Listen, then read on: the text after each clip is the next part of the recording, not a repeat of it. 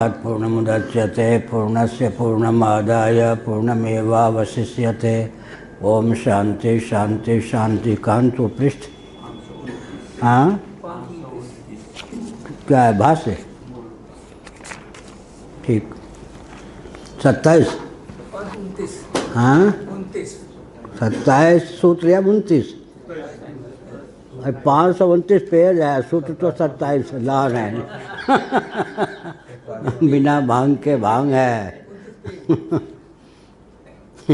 योनिश्च ही गीयते। अब का बहुत सी ऐसी उपनिषदें हैं जिनमें परमात्मा के लिए उपादान कारण के अर्थ में प्रयुक्त योनि शब्द का प्रयोग किया गया है। ऐसी स्थिति में श्रुति की प्रबलता होने के कारण आपका अनुमान नहीं चलेगा। यहाँ तो श्रुति ब्रह्म को न केवल निमित्त अपितु उपादान कारण भी सिद्ध कर रही है। अब आप कहें कि अनुमान प्रबल है, तो आप अनुमान के द्वारा क्या सिद्ध करेंगे? कुलालादि के समान ईश्वर जगत का केवल निमित्त कारण हो सकता है, जैसे कि घटादि के प्रति कुलाल, यही कहेंगे ना। पहले ईश्वर तो सिद्ध हो जाए। ईश्वर को आप कैसे सिद्ध करेंगे? अनुमान के द्वारा कल कहा था ना कि अगर ईश्वर को आप सिद्ध करते हैं तो प्रबल अनुमान के द्वारा ईश्वर का खंडन भी हो जाएगा। इसलिए ईश्वर जिस शास्त्र के बल पर सिद्ध होता है, उस शास्त्र के बल पर आप उस ईश्वर को न केवल निमित्त अपितु उपादान भी मानिए। ईश्वर की सिद्धि में जिस प्रकार वेदांत ही प्रमाण है, उसी प्रकार वह न केवल निमित्त अपितु उपादान कारण भी है। इस तथ्य की सिद्धि में आप वेदांत को क्यों नहीं प्रमाण मानेंगे? आधा तीतर आधा बटेर यह। अब कहेंगे कि लोक में दृष्टिगोचर नहीं है, तो लोक का क्षेत्रफल आपने माप लिया है क्या? क्या लोक का क्षेत्रफल मान लिया कि मकान बनाने वाला मकान बनता नहीं है क्या? और क्या कहेंगे? घट बनाने वाला स्वयं को घट बनाता नहीं है। और क्या कहेंगे? सुनार जो है सोने को जेवर का रूप देता है, स्वयं को नहीं। तो मकड़ी भी तो है दृष्टांत में। तो शास्त्र के अनुकूल जो दृष्टांत है उसका प्रयोग करेंगे या किसी का? दृष्टांत तो दोनों प्रकार के, दोनों प्रकार के दृष्टांत में हम किसको चुनेंगे? शास्त्र सम्मत जिस तथ्य की परिपुष्टि में जो दृष्टांत सिद्ध होगा उसी को तो चुनेंगे। जैसे एक दिन हमने बताया था भाष्य के आधार पर ही, ये जो है चेतना संपन्न, ऐसे करने पर कुछ प्रभाव पड़ता है या नहीं? इससे ये लोम और बाल उत्पन्न हो जाते केस। तो यह जो है चेतन से जड़ की उत्पत्ति का दृष्टांत। और जो स्वेदज प्राणी होते हैं, स्वेदज प्राणी मल मूत्र पसीने से उत्पन्न होने वाले, वो जड़ से चेतन के उदाहरण है। उदाहरण तो दोनों प्रकार के। क्या चारवाक किस उदाहरण को मानेगा? स्वेदज प्राणी वाला। पृथ्वी से जैसे वृक्षादि की उत्पत्ति हो जाती है, मलमूत्र पसीने से जैसे अमुक अमुक प्राणियों की उत्पत्ति हो जाती है।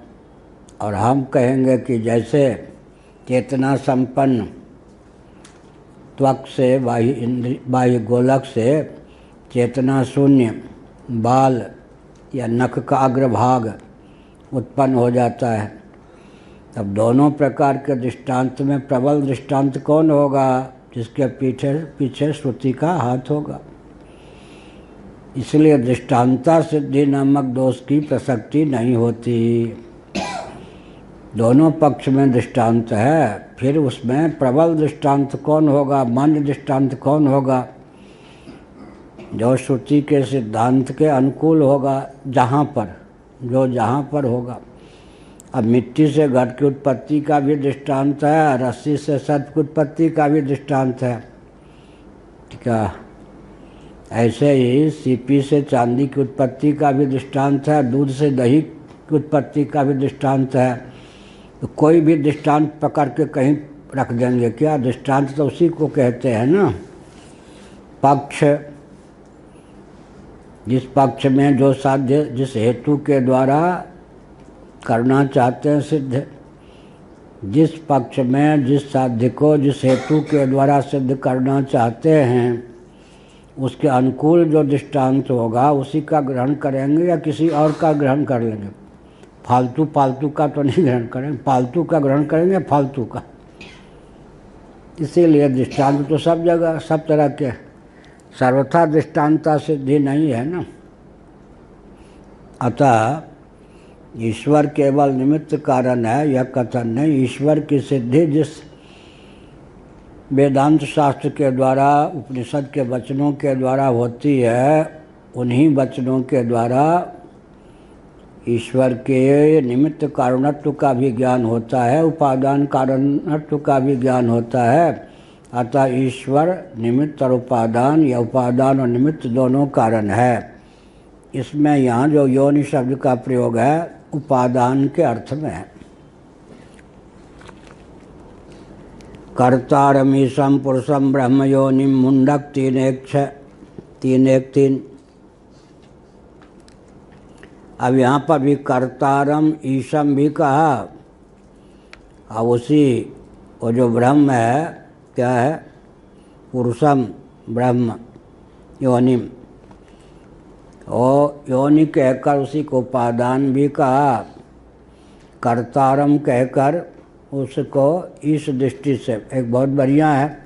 तो ईश्वरे ब्रह्मणि नो विरुध्यते, वसुदेव जी ने कहा है भागवत के अनुसार। कुछ श्रुतियाँ ऐसी हैं जो आपको अनीह, निष्कल, निष्क्रिय, निरवयव सर्वथा बताती हैं। कुछ ऐसी श्रुतियाँ हैं जो आपको जगत का कर्ता भी बताती हैं। तो कर्तृत्व तो अपने आप में विकार है। इसका उत्तर दिया वसुदेव जी ने, त्वयि ईश्वरे ब्रह्मणि नो विरुध्यते। आपका एक ईश्वर रूप है, एक ब्रह्म रूप है। ईश्वर क्या हुआ, मोबाइल बंद रख। आपका एक ईश्वर रूप है, एक ब्रह्म रूप है। ब्रह्म रूप से आप निष्कल हैं, ईश्वर रूप से आप सकल भी हैं। इस प्रकार से निष्कल सकल दोनों ही आप हैं। इसी प्रकार यहाँ आज ध्यान गया कि वो जो त्वईश्वरे ब्रह्मणि नो विरुध्यते श्रीमद् भागवत का वचन है, उसका मूल मुझे यहाँ ध्यान आया कि यह है। कर्तारम ईशम भी कहा, पुरुषम भी कहा, ब्रह्म योनिम ब्रह्म भी कहा। पुरुषम क्या हुआ, पूर्णत्वात् पुरुषयनाद्वा निरत्सयम यद बृहत् तद ब्रह्म, ब्रह्म भी हो गया, ईश्वर भी हो गया। तो निमित्त कारण की दृष्टि से प्रधानता से ईश्वर कह दिया, उपादान कारण की दृष्टि से ब्रह्म कह दिया, और उस ब्रह्म की आत्मरूपता को स्थापित करने के लिए क्या कह दिया, पुरुषम, पुरुषयनात् या पूर्णत्वाद्वा, वो पूर्ण है। पूर्ण है माने अपूर्णता उसमें नहीं है। इसलिए पूर्णता कब होगी, जब वो निमित्त और उपादान दोनों कारण होगा, तभी तो पुरुष संज्ञा ही तब चरितार्थ होगी जब अपूर्ण नहीं। अपूर्ण वो है ना, कुलाल अपूर्ण हुआ या नहीं। घट बना सकता है, घट बन नहीं सकता। मिट्टी अपूर्ण हुई या नहीं, घट बन सकती है, घट बना नहीं सकती।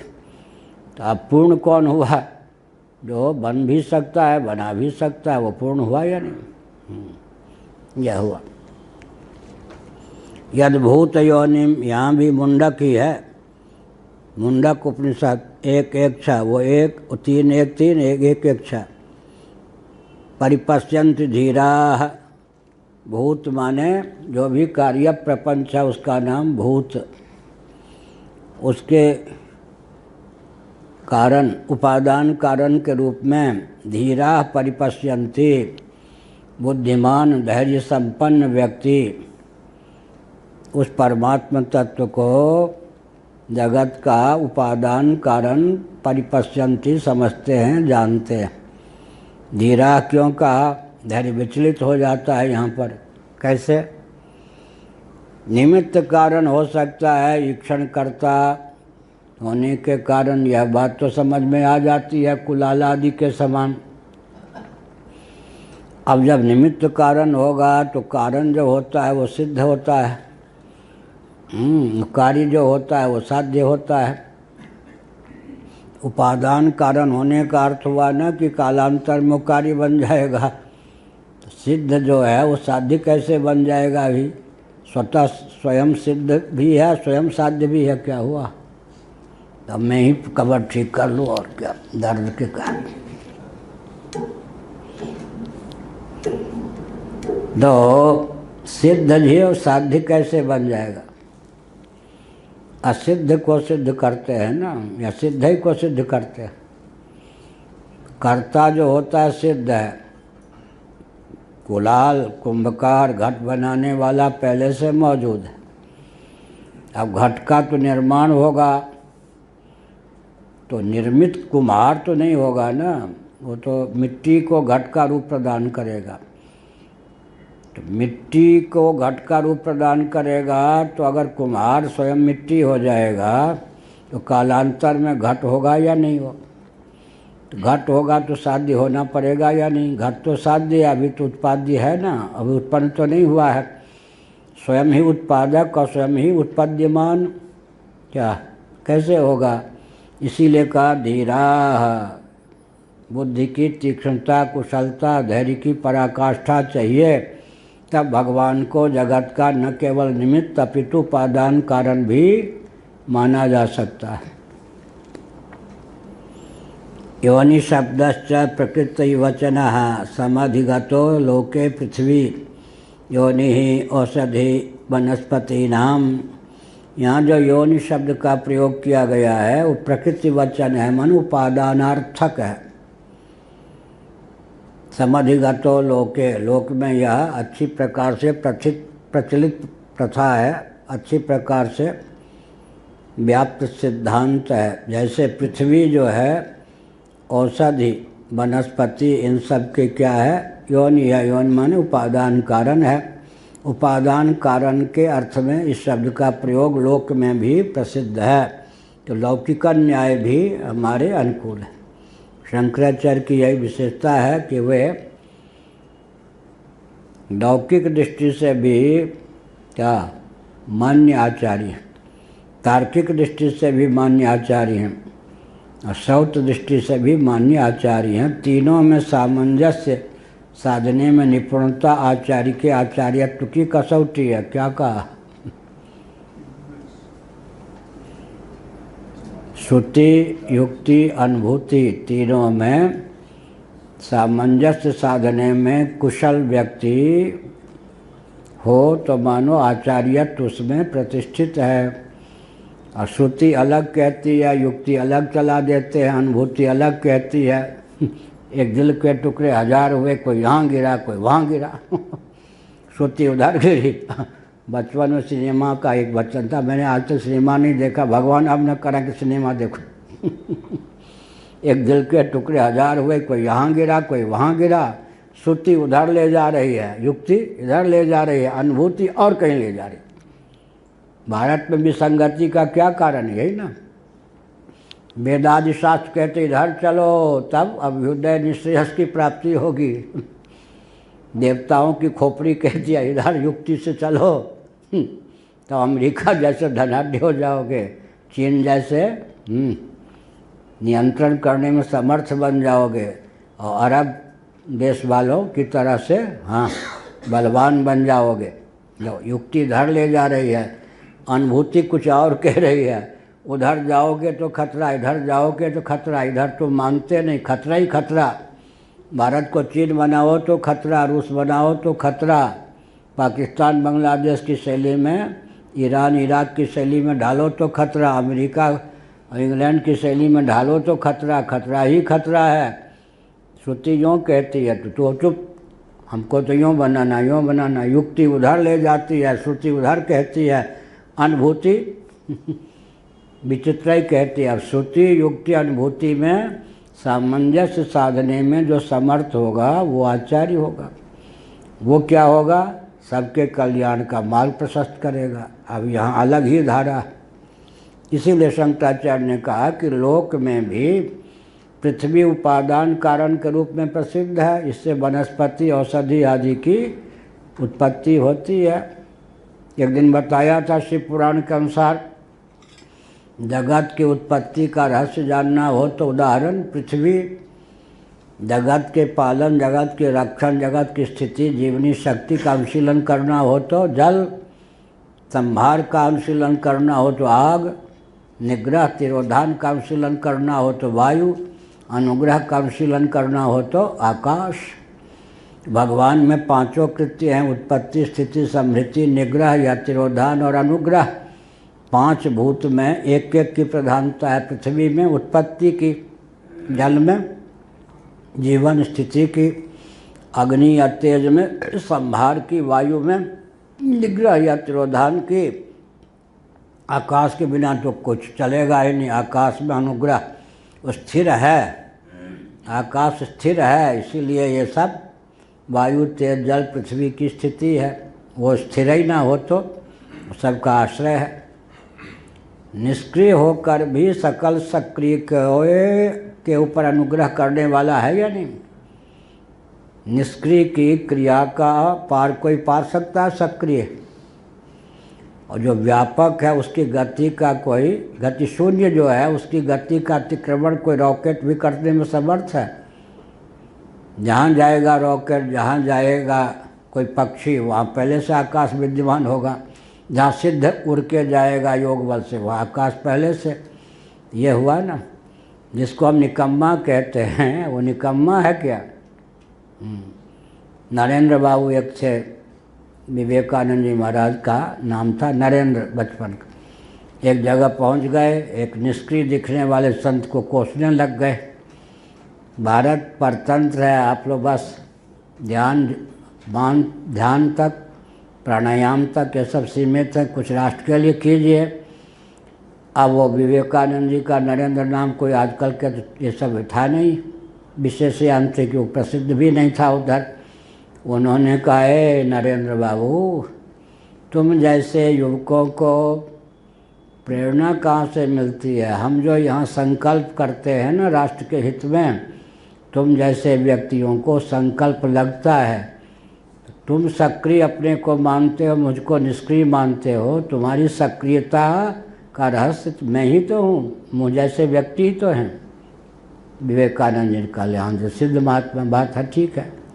ऐसे ही आकाश अनुग्रह, आकाश की विद्यमानता ही तो बाकी सब वायु तेज जल पृथ्वी की सक्रियता का उपादेयता का मूल है।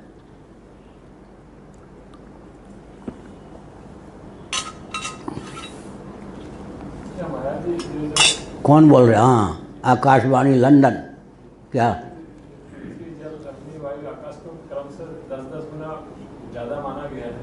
तन्मात्रा की दृष्टि से, अपंचीकृत की दृष्टि से पंचदशी आदि में सिद्ध किया गया है। ततिष्ठत दशांगुलम भी है वेद वचन, विष्णु पुराण में भी है, भागवत में भी है। अपंचीकृत पंच महाभूतों में तन्मात्रा की दृष्टि हो। आप कह रहे पंचीकृत, ये तो पंचीकृत में नहीं, तन्मात्रा की दृष्टि से।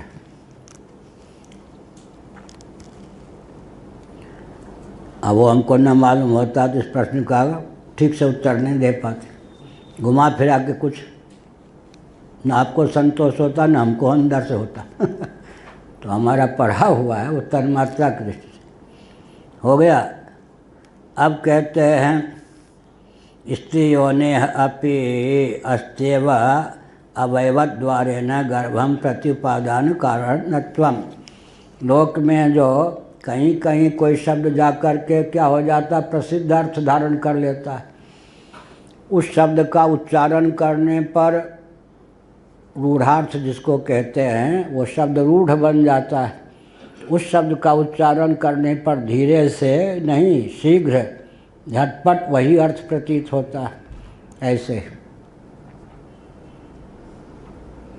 तो फिर लोग कहते हैं कि अश्लील शब्द का उच्चारण है। अब अश्लील क्या हुआ? वो कहते हैं अश्लील शब्द ये नहीं है, लेकिन लोक में प्रसिद्ध हो गया एक अवयव विशेष के रूप में। तो शंकराचार्य कहते हैं वो भी तो चरम धातु जो है वही तो उपादान है ना संतान के शरीर की। तो वहाँ भी उपादानार्थक ही उस शब्द का प्रयोग किया गया है। यह अभिप्राय स्त्री योनि है अपि अस्वेव अप्यस्त्येव अवयवद्वारेण गर्भम प्रत्युपादान कारणत्वम। गर्भ के प्रत्युपादान कारणता वहाँ भी चरितार्थ। इस प्रकार से उस प्रसिद्धि की जो बात है लोक में हो गई, लेकिन वास्तव में वह जो शब्द है वो किसका? उपादान मात्र का ग्राहक है। उपादान मात्र के लिए उस शब्द का दर्शन शास्त्रों में प्रयोग हुआ, लेकिन लोक में जाकर वो कहाँ पहुँच गया? एक अंग विशेष में, अवयव विशेष में। उसके प्रति लोगों की तत्काल उच्चारण करने पर वही अर्थ लगता है, लेकिन वस्तु स्थिति है कि तो जो भी उपादान कारण है, मम योनिर्महद ब्रह्म तस्मिन् गर्भम दधाम्यहम्, अहम योनि ही नहीं कहा भगवान ने। यहाँ तो अहम योनि की दृष्टि में वर्णन चल रहा है। वहाँ क्या कहा? मम योनि। वहाँ क्या, यहाँ क्या? गीता में जो 14वें अध्याय में कहा गया है उपाधि की प्रधानता से, उपाधि की। यहाँ जो कहा जा रहा है उपहित की प्रधानता से। क्या? जब भगवान को हम कहेंगे उपादान कारण, तो उपहित की प्रधानता से कहेंगे ना। और मम योनिर्महद ब्रह्म जब कहेंगे तस्मिन् गर्भम दधाम्यहम्, तो वहाँ पर क्या? प्रकृति के लिए, महद ब्रह्मा ने प्रकृति के लिए जब हम इस शब्द का प्रयोग करेंगे तो उपाधि की प्रधानता से एक के कहने पर दूसरे की सिद्धि हो ही जाती है। केवल प्रधानता, कहीं प्रकृति की प्रधानता, कहीं उपादान की प्रधानता होती है, कहीं मिला हुआ स्वरूप होता है। मिला हुआ स्वरूप तीन विभाग से प्रयोग होता है। तस्माद् बाह्य तस्माद् आत्मना आकाशा सम्भूतः। अब यहाँ प्रधानता नहीं मानेंगे क्या? इस आत्मा से आकाश उत्पन्न हुआ, तो यहाँ प्रकृति का तो उल्लेख ही नहीं है। इसीलिए श्री वल्लभाचार्य इत्यादि कहते हैं इस श्रुति में कहाँ माया, कहाँ छाया, कहाँ प्रकृति, सीधे आत्मा माने परमात्मा से आकाश की उत्पत्ति का वर्णन है। हमारा सिद्धांत विशुद्धाद्वैत का है। पंचदशी कार क्या कहते हैं इसमें? पंचदशी के प्रति हमारी इतनी आस्था पहले भी थी। ज्यों भाष्य इत्यादि पढ़ाते हैं त्यों लगता है कि 1571 श्लोक का 2 उसके रचयिता हैं। 7 तक जो हैं विद्यानंद स्वामी हैं, 8वें से लेकर शेष अध्याय उनके गुरुजी शंकरानंद हैं। इसलिए रामकृष्ण टीकाकार ने जहाँ तक पंचदशी का हर अध्याय में जो मंगलाचरण किया है, विद्यारण्य मुनीश्वर को शंकरानंद जी उनके गुरुजी को प्रणाम किया है। लेकिन 8वां प्रकरण जहाँ प्रारंभ हुआ है वहाँ लिख दिया कि यहाँ से उनकी रचना है। शिष्य ने दिखाया 7 प्रकरण रच करके गुरुजी इतने प्रसन्न हुए, उन्होंने कहा 7 में क्या, इसको तो 15 में पूरा करना चाहिए। लो अब मैं शेष पूरा मैं ही कर देता हूँ। ऐसा हो गया। 15 प्रकरण 2 लेखक हैं, उसके रचयिता 2 हैं, गुरु शिष्य। तो क्या अर्थ हुआ? पंचदशी कार विद्यानंद स्वामी की प्रसिद्धि हो गई, गुरु जी की प्रसिद्धि नहीं हुई। आरंभ के जो प्रकरण हैं उनके रचयिता वही हैं। तो फिर क्या कहा गया? उन्होंने कहा ये आध्यात्मिकी श्रुति है। कौन? तस्माद् वाय तस्माद् आत्मना आकाशा सम्भूतः। यह उपाधि प्रधान नहीं, उपहित प्रधान है। इसका मतलब उपाधि भी संलग्न है ही। मिट्टी से घट उत्पन्न होता है ये कहने पर घटोत्पादनी शक्ति सहित मिट्टी से अपने आप समझ में आता है या नहीं? अब कोई कहे नहीं नहीं, घटोत्पादनी शक्ति के बिना ही मिट्टी से घट उत्पन्न हो जाता है। यह कथन इस कथन के समान ही श्री वल्लभाचार्य महाभाग विशुद्धाद्वैतवादियों का कहना है कि माया छाया बीच में कुछ नहीं, सीधे ब्रह्म ही आकाशादि क्रम से पूरा जगत बनता है। ये हो गया।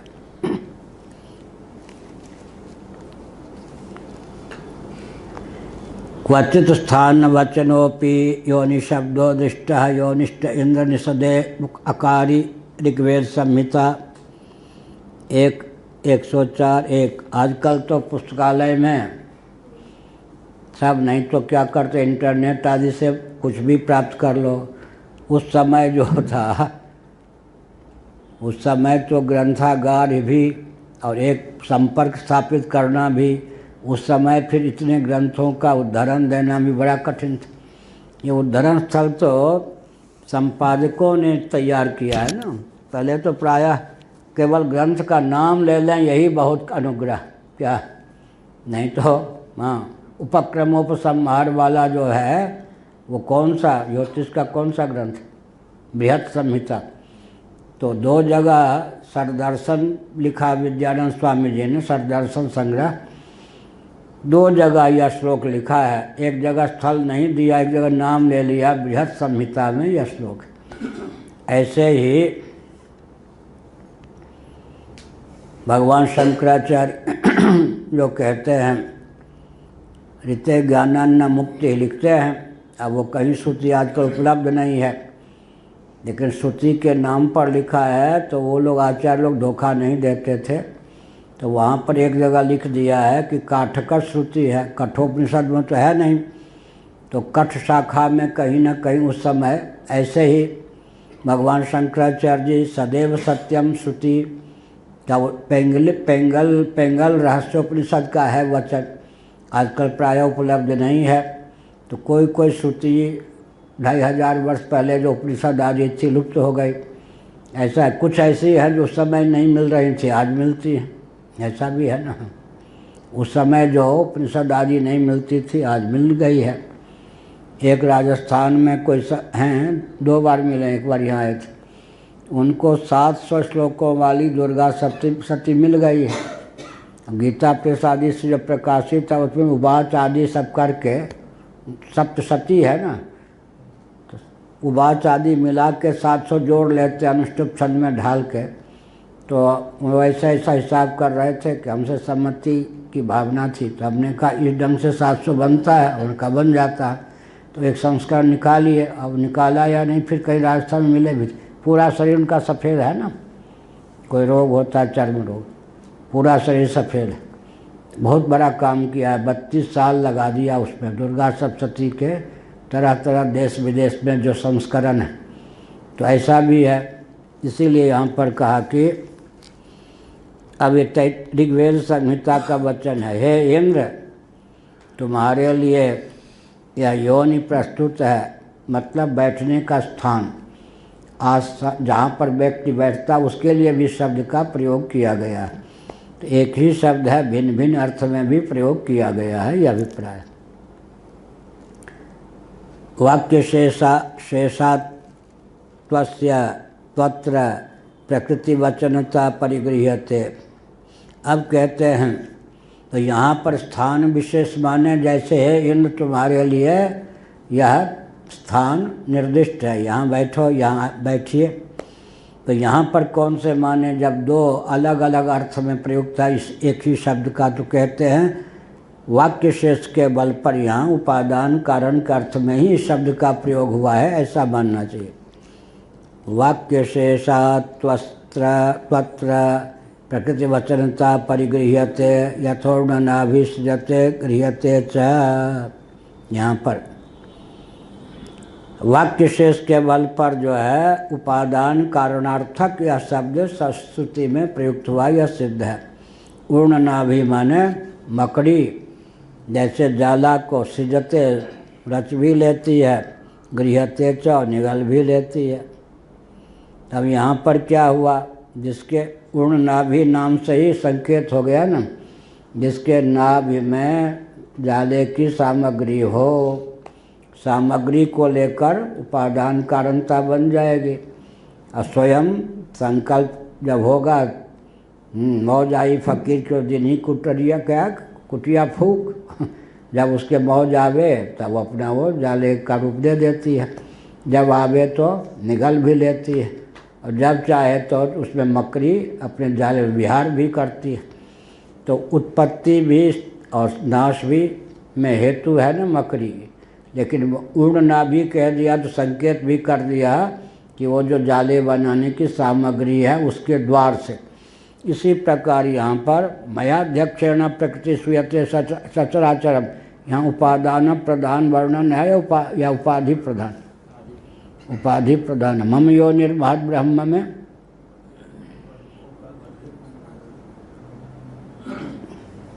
यहाँ भगवान की प्रधानता है, यहाँ पर प्रकृति की प्रधानता है, दोनों हैं। मयाध्यक्षेण, मेरी अध्यक्षता से प्रकृति जो है सूयते सचराचरम हेतु न कौन्तेय जगत विपरिवर्तते, ऐसा। कहीं प्रधानता किसी का नहीं, केवल बोल देते हैं। एक का नाम, यहाँ तो दोनों का नाम लिया गया, कहीं एक ही का नाम लिया गया। किसका नाम लिया गया? तस्माद बाय तस्माद आत्मना आकाशा संभूता, यहाँ तो प्रधानता हम जोड़ते हैं ना अपने आप में, तो प्रकृति का नाम ही नहीं है, ब्रह्म ही। और कहीं पर सांख्य प्रस्थान में चला गया वो प्रकृति ही क्या। अब यहाँ मयाध्यक्षेण प्रकृति दोनों का उल्लेख है, तो सांख्य प्रस्थान का शोधन किस ढंग से होगा? मयाध्यक्षेण प्रकृति की दृष्टि से, मम यो निर्महत ब्रह्म की दृष्टि से होगा। और कहें क्या है? अव्यक्तादीनि भूतानि व्यक्त मध्यानि भारत अव्यक्त निधान्यव तत्व का परिदेवना, वहाँ ब्रह्म का वर्णन नहीं है। ये सांख्य में सब चला गया क्या? कहीं सांख्य में ही चला गया वचन, कहाँ पर? अव्यक्तादीनि भूतानि व्यक्त मध्यानि भारत अव्यक्त निधान्यव तत्व का परिदेवना, ये सांख्यों की प्रकृति में वचन चरितार्थ हो गया नहीं। ये अब केवल इस वचन को लेकर कोई कहे कि यहाँ तो ब्रह्म की डाल ही नहीं गलेगी, ऐसा तो नहीं है। कहीं दोनों का उल्लेख है। मयाध्यक्षेण प्रकृति श्रूयते सचराचरम, उसमें भी प्रकृति श्रूयते सचराचरम कर्तृत्व किधर गया? प्रकृति की ओर चला गया। और कहीं पर मम यो निर्महत ब्रह्म तस्मिन् गर्भम दधाम में हम कर्तृत्व किधर चल खिसक गया? मम योनि का भगवान की ओर।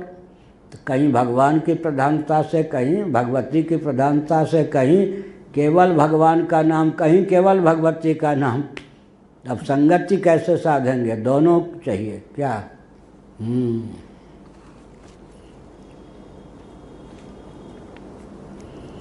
इत्येवं जातीय का, जाति माने इस प्रकार की बहुत सी श्रुतियाँ हैं।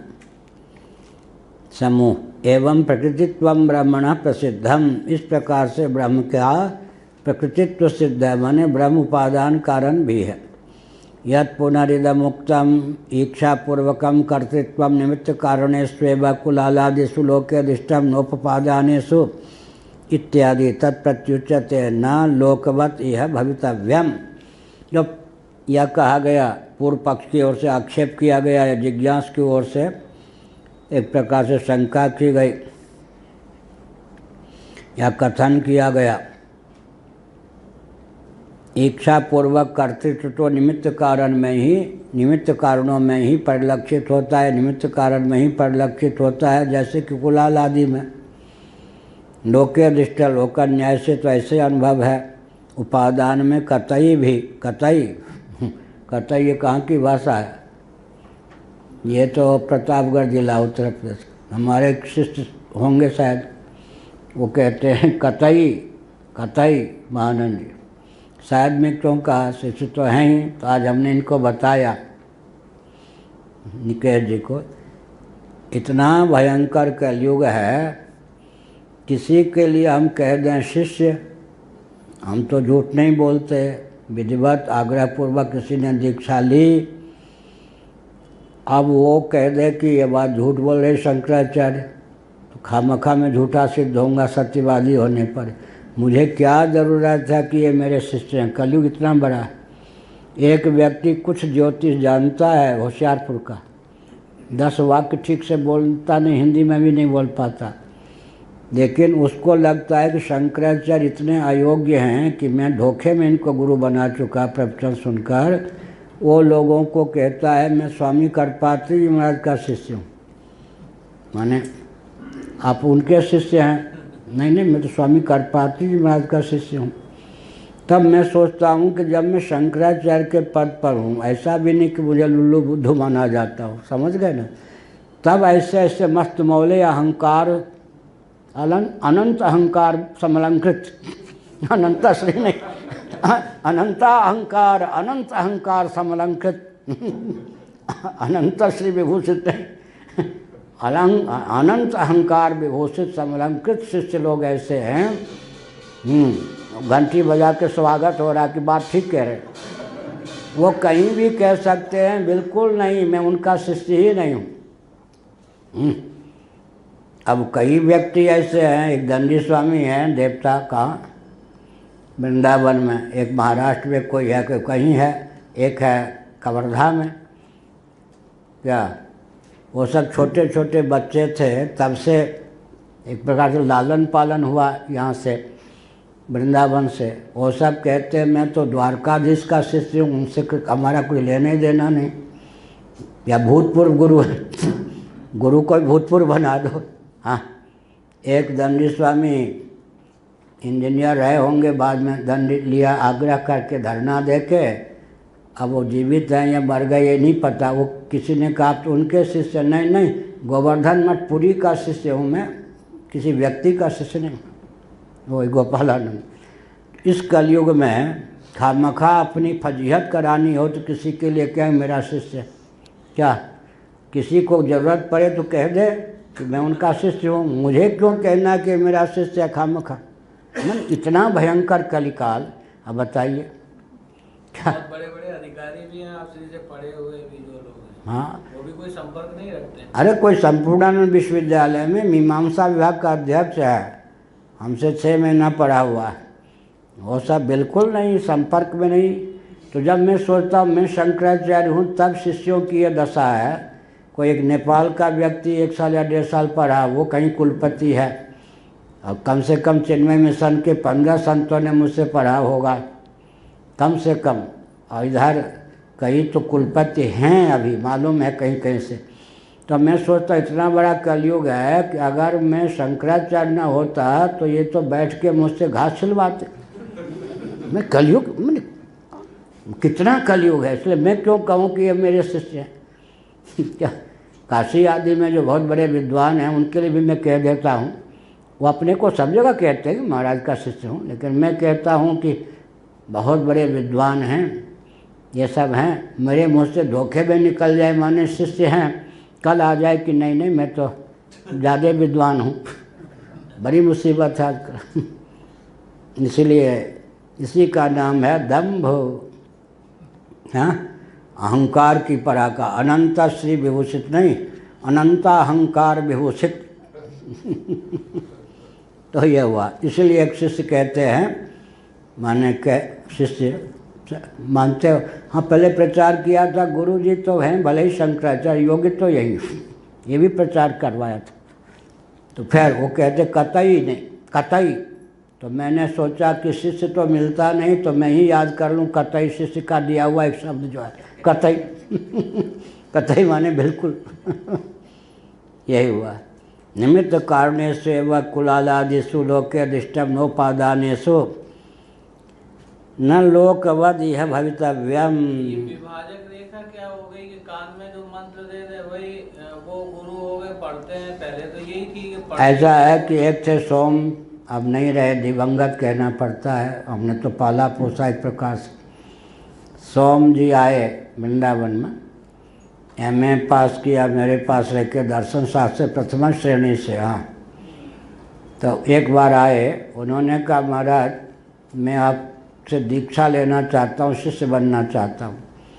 तो मैंने कहा भाई एमए तक मैंने पढ़ाया, दर्शन ये सब, जहाँ तुम पढ़े उनके भी थीसिस में कोई कठिन विषय होता था पांडे जी से, मेरे पास आके वो लोग पीएचडी करते थे, मार्गदर्शन मेरा होता था। ऐसे 5-7 व्यक्तियों को पीएचडी करवाया होगा, तुम पीएचडी नहीं कर सके। अब तक क्या मेरे शिष्य नहीं थे? इतना जो पढ़ा है वो शिष्य थोड़े होते हैं, कान में जब मंत्र पढ़ता है तब शिष्य होते हैं। अब गुरुकुल में जो पढ़ाते थे गुरु जी लोग, क्या कान में मंत्र ही देते थे क्या? अब गायत्री मंत्र हो सकता है घर कुल गुरु ने दिया हो, समझ गए ना। लेकिन आजकल प्रथा चल पड़ी, एक 10 वर्ष पढ़ लो, मैं तो शिष्य उनका हूँ ही नहीं, क्योंकि दीक्षा तो उनसे मेरी है ही नहीं। अरे भले आदमी, हम नहीं दे रहे, किसी को कह रहे कि हमारे शिष्य ने पढ़ाएंगे, लेकिन शास्त्र में लिखा है कि 2 ही को विद्या देनी चाहिए, तीसरे को नहीं, पुत्र को या शिष्य को। क्या धन में अधिकृत जैसे पुत्र होते हैं, विद्या में 2 ही अधिकृत हैं, या तो शिष्य या पुत्र, तीसरा विद्या में अधिकृत नहीं है। एक क्षत्रिय के पास, छांदोग्य बृहदारण्यक, क्षत्रिय के पास कोई विद्या थी, ब्रह्म विद्या का एक अंश था, ब्राह्मण के पास नहीं, तो सब ब्राह्मण 6 ब्राह्मण पहुँचे। अब वहाँ पर धर्म का संकट आ गया। क्षत्रिय जब तक ये नहीं कहेंगे कि आप मेरे गुरु हैं और समित पाणी नहीं पहुँचेंगे, तब तक विद्या नहीं देंगे, भले आप क्षत्रिय हैं। आप ब्राह्मण हैं, रहने दीजिए। क्षत्रिय के पास कोई विद्या है, जब तक आप वाणी से नहीं कहेंगे मैं आपका शिष्य हूँ, समित पाणी नहीं जाएंगे, विद्या आपको नहीं मिलेगी। और समित पाणी होकर मर्यादा की रक्षा के लिए 6 ऋषि आए, तब वो क्षत्रिय शिरोमणि, आजकल के तो थे ही नहीं, मोहन भागवत जी के चेले आदि, हाँ, वो तो सचमुच में गुरु परंपरा प्राप्त क्षत्रिय थे, आदर्श क्षत्रिय थे। उन्होंने कहा कि आपने मर्यादा का पालन किया तो ब्राह्मण को दान लेने का अधिकार है, मैं आपको शिष्य बनाए बिना दान में यह विद्या देता हूँ, आरोग्य विद्या। तब बृहदारण्यक उपनिषद में कहा गया बहुत बढ़िया कि अगर कोई विद्या क्षत्रिय से लेनी हो, ब्राह्मण के पास ना हो, क्षत्रिय से लेनी हो, तो पाँव मत छूइए, पाँव मत दबाइए, लेकिन दम मत कीजिए, केवल वाणी से कह दीजिए मैं आपका शिष्य हूँ। उस क्षत्रिय का दायित्व है कि वो आपसे पाँव वाँव न छुलवावे, और केवल शब्द मात्र से अगर कह दिया ब्राह्मण ने कि आपका मैं शिष्य हूँ, तो क्षत्रिय हो या वैश्य हो वो विद्या दे सकता है। लेकिन वो शिष्य तो हो गए, फिर भी शिष्य वर्णन व्यवस्था की रक्षा के लिए शिष्य कल्प हुए, साक्षात शिष्य नहीं, ये मर्यादा। लेकिन मैं तो क्षत्रिय भी नहीं, ब्राह्मण हूँ फिर भी, और शंकराचार्य हूँ, और विश्व के सबसे बड़े मूर्धन्य विद्वानों से मैंने पढ़ा है।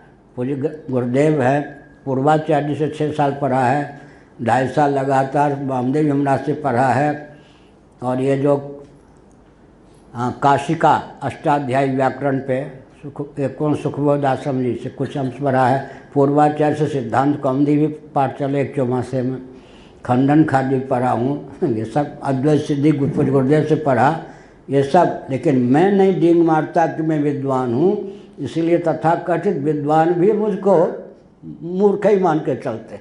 कलयुग की पराकाष्ठा है या नहीं? हाँ, तो कहते न लोकवती है भवितव्यम। अरे भाई, लोकानुकृति करेगी तो श्रुति श्रुति रहेगी क्या?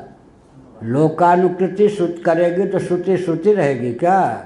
अरे श्रुति का अनुगमन आपको करना होगा। किसमें?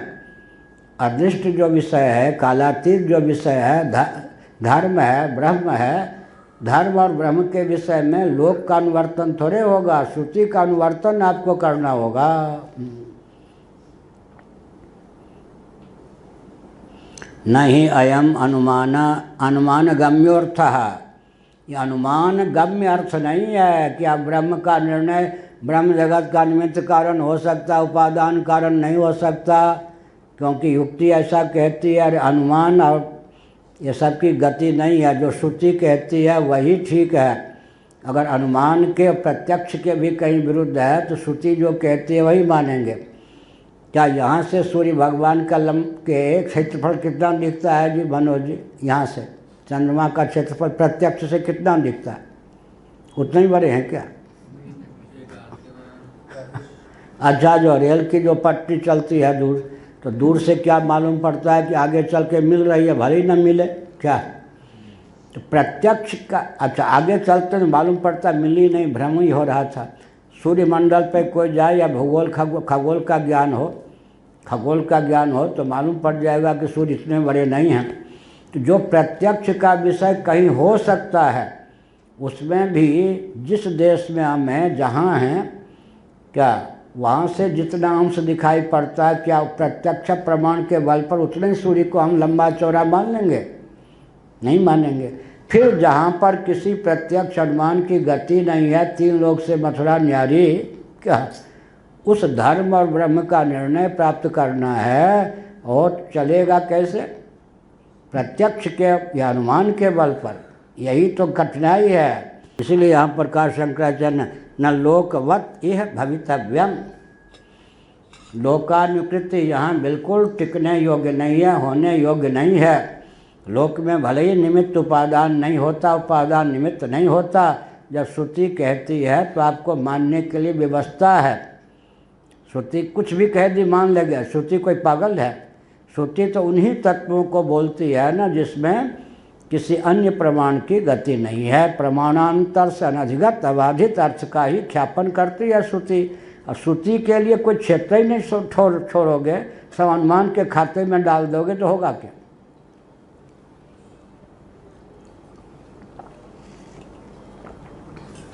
लेकिन बहुत हम प्रसन्न हैं, कभी अंदर से खिन्न होते ही नहीं।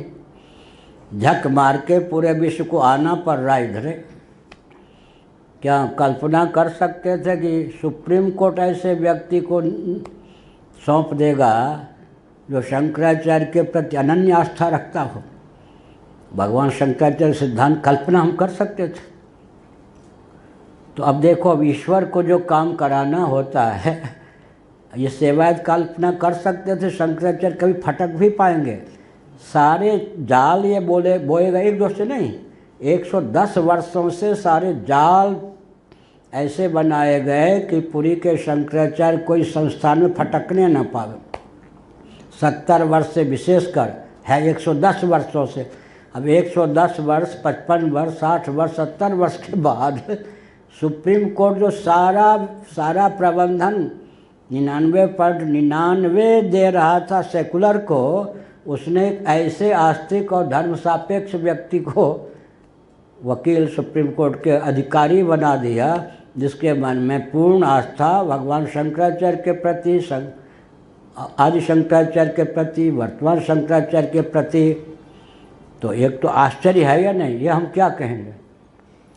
इसको ईश्वर का अनुग्रह नहीं कहेंगे तो और क्या कहेंगे? ये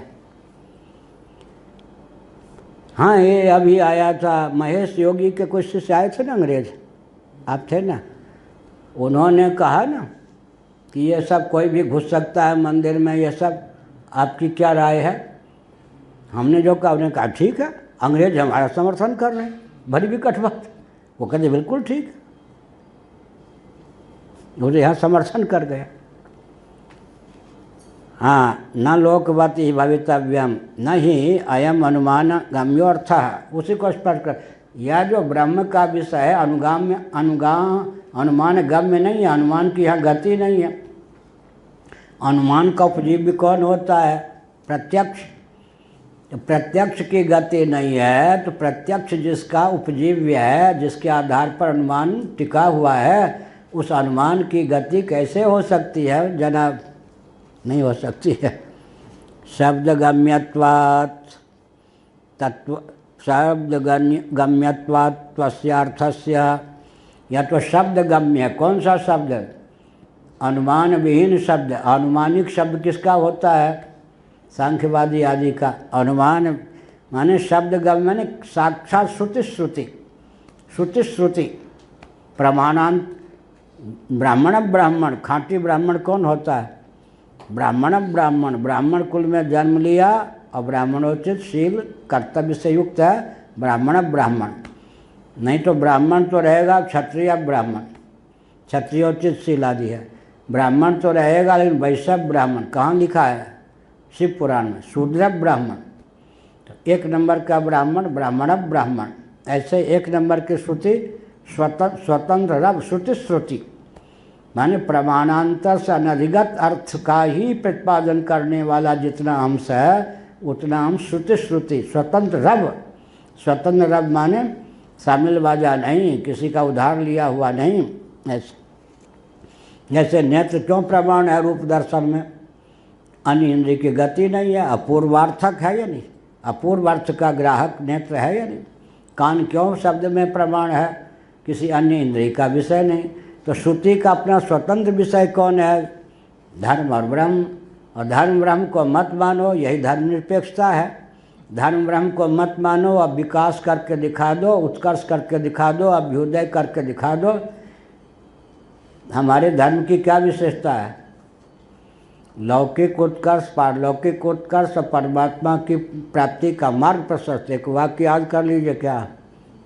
लौकिक उत्कर्ष, पारलौकिक उत्कर्ष, परमात्मा की प्राप्ति का मार्ग प्रशस्त। एक वचन मनोज जी को याद होना चाहिए, छोटा सा वचन, पद्म पुराण, एका क्रिया द्वर्थ करी प्रसिद्धा। हमारे पूज्य गुरुदेव में मार्क्सवाद रामराज्य नामक ग्रंथ में पूरे श्लोक को उद्धृत किया है। हमें 1-2 स्थल और मिल गया है, अग्नि पुराण में भी है, पद्म पुराण में भी है। एका क्रिया द्वर्थ करी प्रसिद्धा, यही सनातन धर्म की विशेषता है।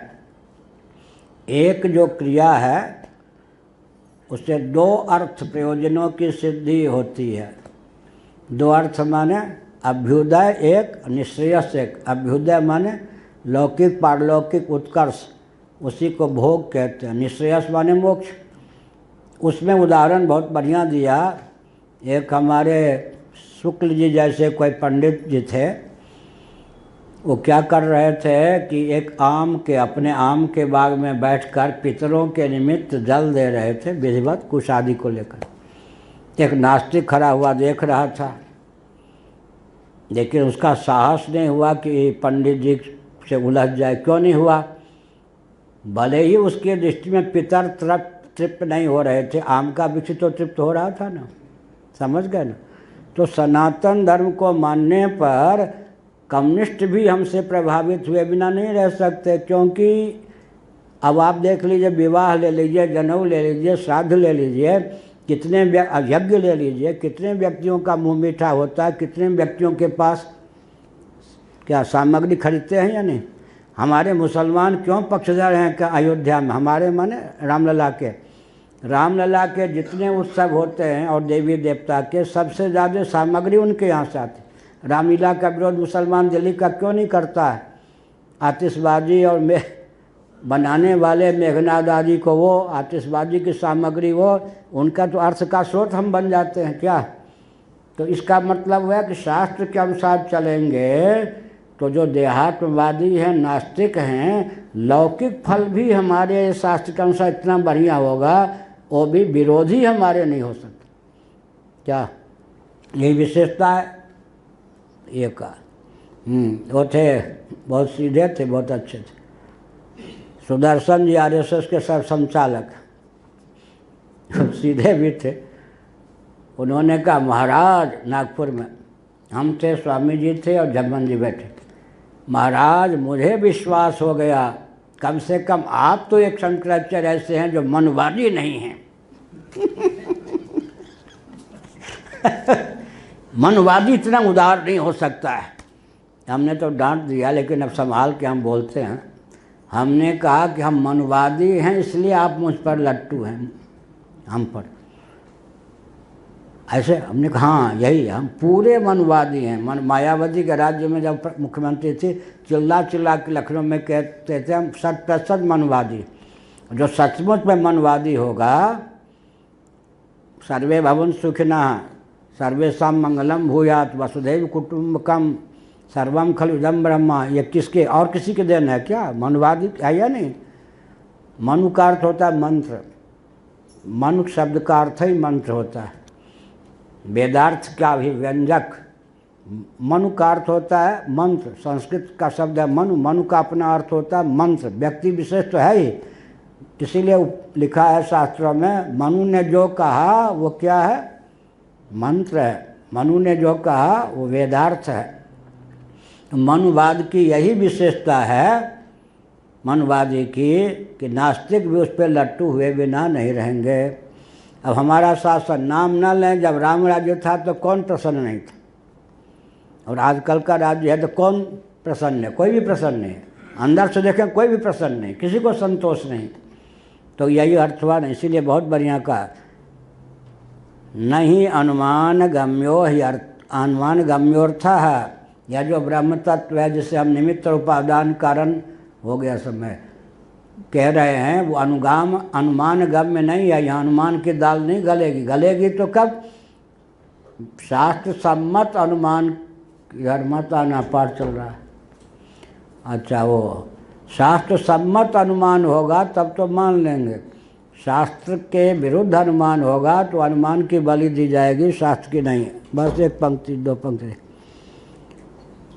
शब्द गम्यत्वात् तस्य अर्थस्य यथा शब्दमिह भवितव्यम। इसीलिए यहाँ पर शब्द के अनुसार सिद्ध होता है कि ब्रह्म निमित्त उपादान दोनों कारण है। तो यहाँ शब्द की दाल गलेगी, तुम्हारे अनुमान की दाल कतई नहीं चलेगी। शब्दश्चेक्षितुरीश्वरस्य प्रकृतत्वं प्रतिपादयति इत्यवोचाम। शब्द क्या है? ईक्षण कर्ता जो ईश्वर, जिसे निमित्त कारण कह सकते हैं, वही प्रकृति भी है। इसका अर्थ है कि जगत बनने वाला भी भगवान, जगत बनाने वाला भी भगवान। निमित्त उपादान मेकर मेटर दोनों है। तुम्हारे गले आज न उतरे तो उतारने का प्रयास करो। तुम्हारे गले के अनुसार थोड़े श्रुति चलेगी। तुम अपनी सहिष्णुता पात्रता क्या स्कंद पुराण को मानेंगे तब तो श्री जगन्नाथ जी के महात्म्य की सिद्धि होगी। तो स्कंद पुराण को मानेंगे तो विधि के साथ निषेध भी है या नहीं, वो मानना पड़ेगा या नहीं। ऐसे थोड़े है स्कंद पुराण के अनुसार मान लिया जगन्नाथ जी को भगवान, आधुनिक संविधान के अनुसार मान लिया कि कोई भी पूजा प्रतिष्ठा करे, कोई भी जाके गले लग जाए जगन्नाथ जी, ये थोड़ा माना जाएगा। पुनश्चेत सर्वम विस्तरेण प्रतिवक्ष्यामः। आगे का अध्याय जो होगा, दूसरा अध्याय कल, ये ब्रह्मसूत्र का पहला अध्याय कल पूर्ण हो जाएगा। तो दूसरे अध्याय में फिर विस्तार पूर्वक यह शास्त्रार्थ उपस्थित होगा, उसका वर्णन हम करेंगे। इस अध्याय में शंकराचार्य के अनुसार 134 सूत्र सिद्ध होते हैं। आज 133 सूत्र पूरे हो गए। कल भगवत कृपा से इस अध्याय का समापन 26 वर्ष बाद होगा। इतने पढ़ाने में चौमासे में 26 वर्ष, इतना बड़ा और है एक वॉल्यूम, तब पूरा होगा ब्रह्मसूत्र। हाँ ठीक है। ये क्या टीका है? भामती 26 या 27 की? 27 की, ठीक है।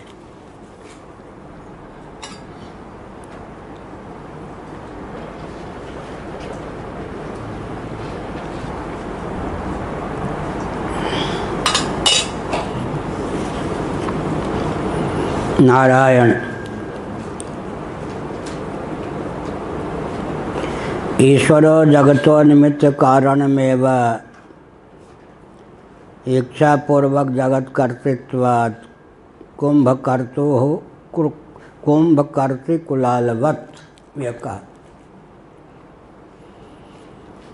अब पूर्व पक्ष की ओर से अनुमान को प्रस्तुत किया जाता है। ईश्वर जगत का निमित्त कारण ही है, क्योंकि इच्छा पूर्वक जगत कर्ता होने के कारण, इच्छा पूर्वक ईक्षण पूर्वक जगत का कर्ता होने के कारण ईश्वर जगत का केवल निमित्त कारण है। कुंभकर्त्री कुलालवत, जैसे घट का कर्ता कुलाल माने कुंभकार, घट का निर्माता ही होता है, स्वयं को घट के रूप में निर्मित नहीं करता। अनुमान हुआ यह। अत्र ईश्वरस्य असिद्धेः आश्रया सिद्धो हेतु। अब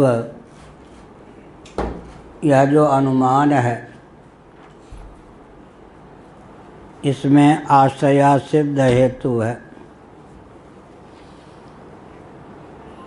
आश्रय ही हेतु में असिद्ध नहीं है, सिद्ध नहीं है।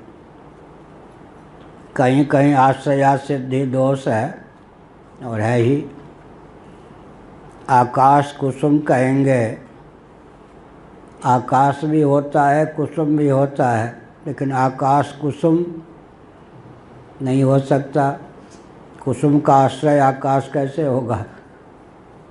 भूमि तो हो सकती है, आकाश नहीं। बंध्या पुत्र, विश्व में बंध्या भी है, कहीं पुत्र भी है, बंध्या पुत्र नहीं हो सकता, क्योंकि वह आश्रय ही असिद्ध है। जब बंध्या कह दिया तो पुत्रवती कैसे? यहाँ पर हेतु को लेकर आश्रया सिद्धि की बात बनती है। इच्छा पूर्वक जगत कर्तृत्वात्, यहाँ हेतु है। संकल्प पूर्वक जगत कर्ता होने के कारण। कर्तृत्व किस पे जा रहा है? ईश्वर जगत के कर्ता है ना, तो पहले ईश्वर को तो सिद्ध करो। सिद्ध ईश्वर को लेकर आप कहते हो कि वह जगत के कर्ता तो हो सकते हैं, उपादान नहीं हो सकते। तो ईश्वर की सिद्धि तुम्हारे घर की चीज़ है या शास्त्र के घर की चीज़ है? ईश्वर सिद्धि तुम्हारे अनुमान की सीमा में है या शास्त्र की सीमा में? तो सीमा का अतिक्रमण करके बोल रहे हो ना। अनुमान का आलंबन लेकर जो ईश्वर को सिद्ध किया जाता है वह प्रबल अनुमान के द्वारा उस ईश्वर को भगा सकता है। पहले कहा था ब्रह्मसूत्र भाष्य में श्री रामानुजाचार्य महाभाग ने, ब्रह्मसूत्र पर जो श्री रामानुजाचार्य जी का भाष्य है उसमें उन्होंने ईश्वर का खंडन किया है। पहले तुम्हारे पूज्य गुरुदेव ने बताया कि परम आस्तिक श्री रामानुजाचार्य जी ने ईश्वर का खंडन क्यों कर दिया। उसका उत्तर यह दिया गया कि कदाचित कोई अनुमान के बल पर ईश्वर को सिद्ध करता है तो मैं प्रबल अनुमान का आश्रय लेकर ईश्वर को असिद्ध कर दूंगा क्या? इसलिए हम अनुमान सिद्ध ईश्वर को नहीं मानते। किसको मानते हैं? आगम सिद्ध ईश्वर को मानते हैं। ईश्वर ईश्वर एक समान ये तो जिनको ईश्वर का ज्ञान ही नहीं है वही कह सकते। अनर्गल प्रलाप, ईश्वर ईश्वर एक समान। ईश्वर 3 प्रकार के होते हैं। कितने प्रकार के? कौन? लो 3 प्रकार याद रखा, कौन तो पते गोपाल 3 प्रकार के होते हैं, ईश्वर 3 प्रकार के होते हैं। ऐसा गुण सगुण निराकार, अपने रटते रहो पहले, कम से कम इतना तो याद है। हाँ, निर्गुण निराकार सगुण निराकार, निराकार सगुण साकार, पहली वाली बात थी, रिकॉर्ड ठीक। अभी हम क्या कहना चाहते हैं? ईश्वर 3 प्रकार के होते हैं। शास्त्र सिद्ध ईश्वर 1, अनुमान सिद्ध ईश्वर 2, भावुकों की कोरी भावुकता से सिद्ध ईश्वर 3। क्या? शास्त्रिक समधिगम्य शास्त्र सिद्ध ईश्वर 1, अनुमान सिद्ध ईश्वर 2, भावुकों की कोरी भावुकता से सिद्ध ईश्वर 3। अब शास्त्र सिद्ध ईश्वर को छोड़ दें, नीचे से पहले भावुकों की कोरी भावुकता ने जिस ईश्वर को ख्यापित किया है वो ईश्वर प्रामाणिक होगा या अप्रामाणिक? उसके लिए दृष्टांत किया दिया भामतीकार ने, विधुर परिभावित कांता साक्षात्कारवत। भामतीकार का शब्द है। विधुर माने जिसकी धर्मपत्नी दम तोड़ गई हो, हिंदी में रणुआ। विधुर माने रणुआ हिंदी में। विधुर माने जिसकी धर्मपत्नी दम तोड़ गई हो, मर गई हो। वो भावना की प्रगल्भता में मरी हुई पत्नी का ध्यान करता है। कदाचित उसे पत्नी दृष्टिगोचर भी हो जाती है, तब उसको क्या कहेंगे? विधुर परिभावित कांता साक्षात्कार। वो प्रमाण सहिष्णु नहीं है।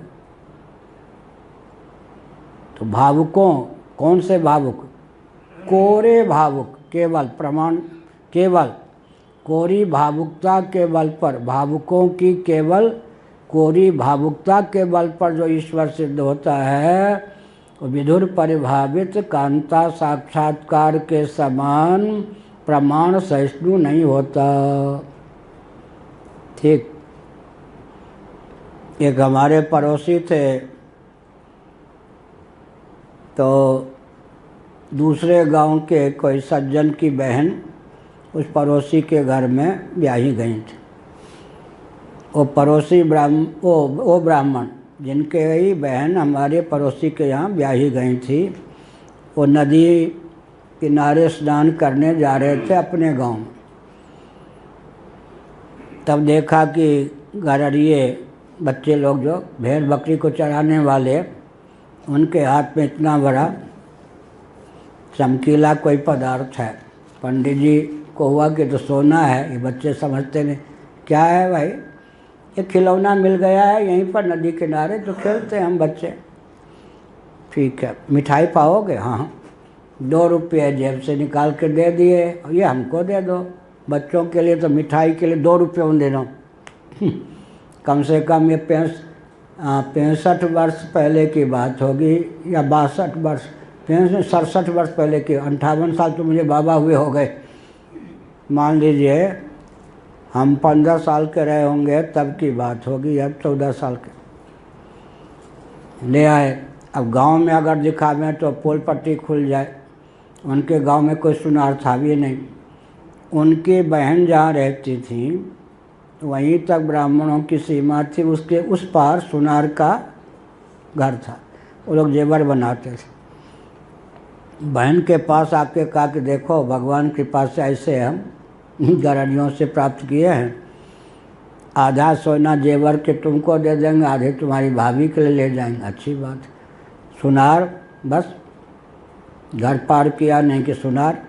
वहाँ जाके कहा देखो भाई ऐसा है, सोना है, मेरे सामने ही तुम जेवर बनाना शुरू करो ताकि कुछ गड़बड़ सरवर ना हो। उन्होंने कहा हाँ पंडित जी यहाँ बैठ जाइए। एक संदूक के काट के सब बैठ गए। उसने कहा सावधान, मैं तो पहले सोने की परीक्षा करूँगा ना। तपाने में वो तो पिघल के यूँ हो गया। पंडित जी वहीं बेहोश हो गए। अब पड़ोसी ब्राह्मण के यहाँ सूचना दी गई, लाद के लाए गए। सच्ची घटना है। 4-5 दिन तक लगा नहीं कि जीवित रहेंगे। किसी तरह से उनको 1 सप्ताह में गांव ऐसे किसी उस समय के वाहन बैलगाड़ी आदि किसी के द्वारा भेजा गया। अब वो जो भावना से सोना था ही नहीं, अब सोना समझ लिया, अब वो सारा मनोराज्य पर पानी फिर गया, वो पिघल के तो इतना बड़ा हो गया। वो ऐसे ही विधुर परिभावित कांता साक्षात्कार के समान भावुकों की कोरी भावुकता से प्रसूत जो ईश्वर होता है वह प्रमाण सहिष्णु नहीं होता। प्रमाण रूपी आग को दिखाते ही वो खत्म से हो गए। कौन ईश्वर? साईं बाबा आदि उधर के नाम नहीं लूँगा, साईं बाबा को तो खप जाए। उधर के ईश्वर विधुर पर यह भावुकों की कोरी भावुकता के कारण प्रसूत जो ईश्वर होता है खड़ा किया हुआ, वो प्रमाण सहिष्णु नहीं होता। उसका भजन हम लोग नहीं करते। दूसरे कौन हो गए? अनुमान सिद्ध। मैं यही बोल रहा था 78 में, मान लीजिए कल्पना करके, जब स्वामी भी श्रोता थे। बाद में कहा कि हमारा ध्यान ही नहीं रखा आपने। हमने कहा क्या नहीं रखा ध्यान? हम वकील रहे हैं सुप्रीम कोर्ट के, हाई कोर्ट के, फिर जस्टिस रहे हैं। अनुमान के हम लोग पक्षधर हैं। आपने कहा भावुकों की कोरी भावुकता ने जिस ईश्वर को जन्म दिया वो ईश्वर टिकाऊ नहीं हो, तो ठीक है, अनुमान सिद्ध ईश्वर का आपने कैसे खंडन कर दिया? हमारे लिए तो मौत है, हमारा तो अनुमान ही सब कुछ है। आप देखो किसको कौन सी बात लग जाए, कह सकते हैं। देवता घ्राण भक्ष होते हैं, वो भी किन्हीं के लिए गाली भूतपूर्व बाबा ये बहुत नाराज हो गए थे, हमारा जीवन खराब कर दिया। देवता घ्राण भक्ष होते हैं, तो हम राजस्थान परंपरा के हैं, पापड़ को सूंघ करके हम तृप्त हो गए खा करके। हमारे तो जीवन के सारे उद्देश्य पर पानी फेर दिया आपने, हमारा साधु होना बिगाड़ गया। तो हमने कहा हमने तो एक साधु बने, अपने गुरु से लड़ो। हमें क्या मालूम कि देवता घ्राण भक्ष होते हैं, ये भी किसी के लिए गाली हो जाए। कुछ कल्पना नहीं किसके लिए क्या गाली हो जाए। तो फिर क्या हुआ, क्या मैं कह रहा था, अनुमान दस स्वामी के लिए गाली हो गई। तो हमने कहा सुनिए, भगवान शंकराचार्य को मानते या नहीं? क्यों नहीं मानते? हमने कहा केनोपनिषद का भाष्य पढ़िए।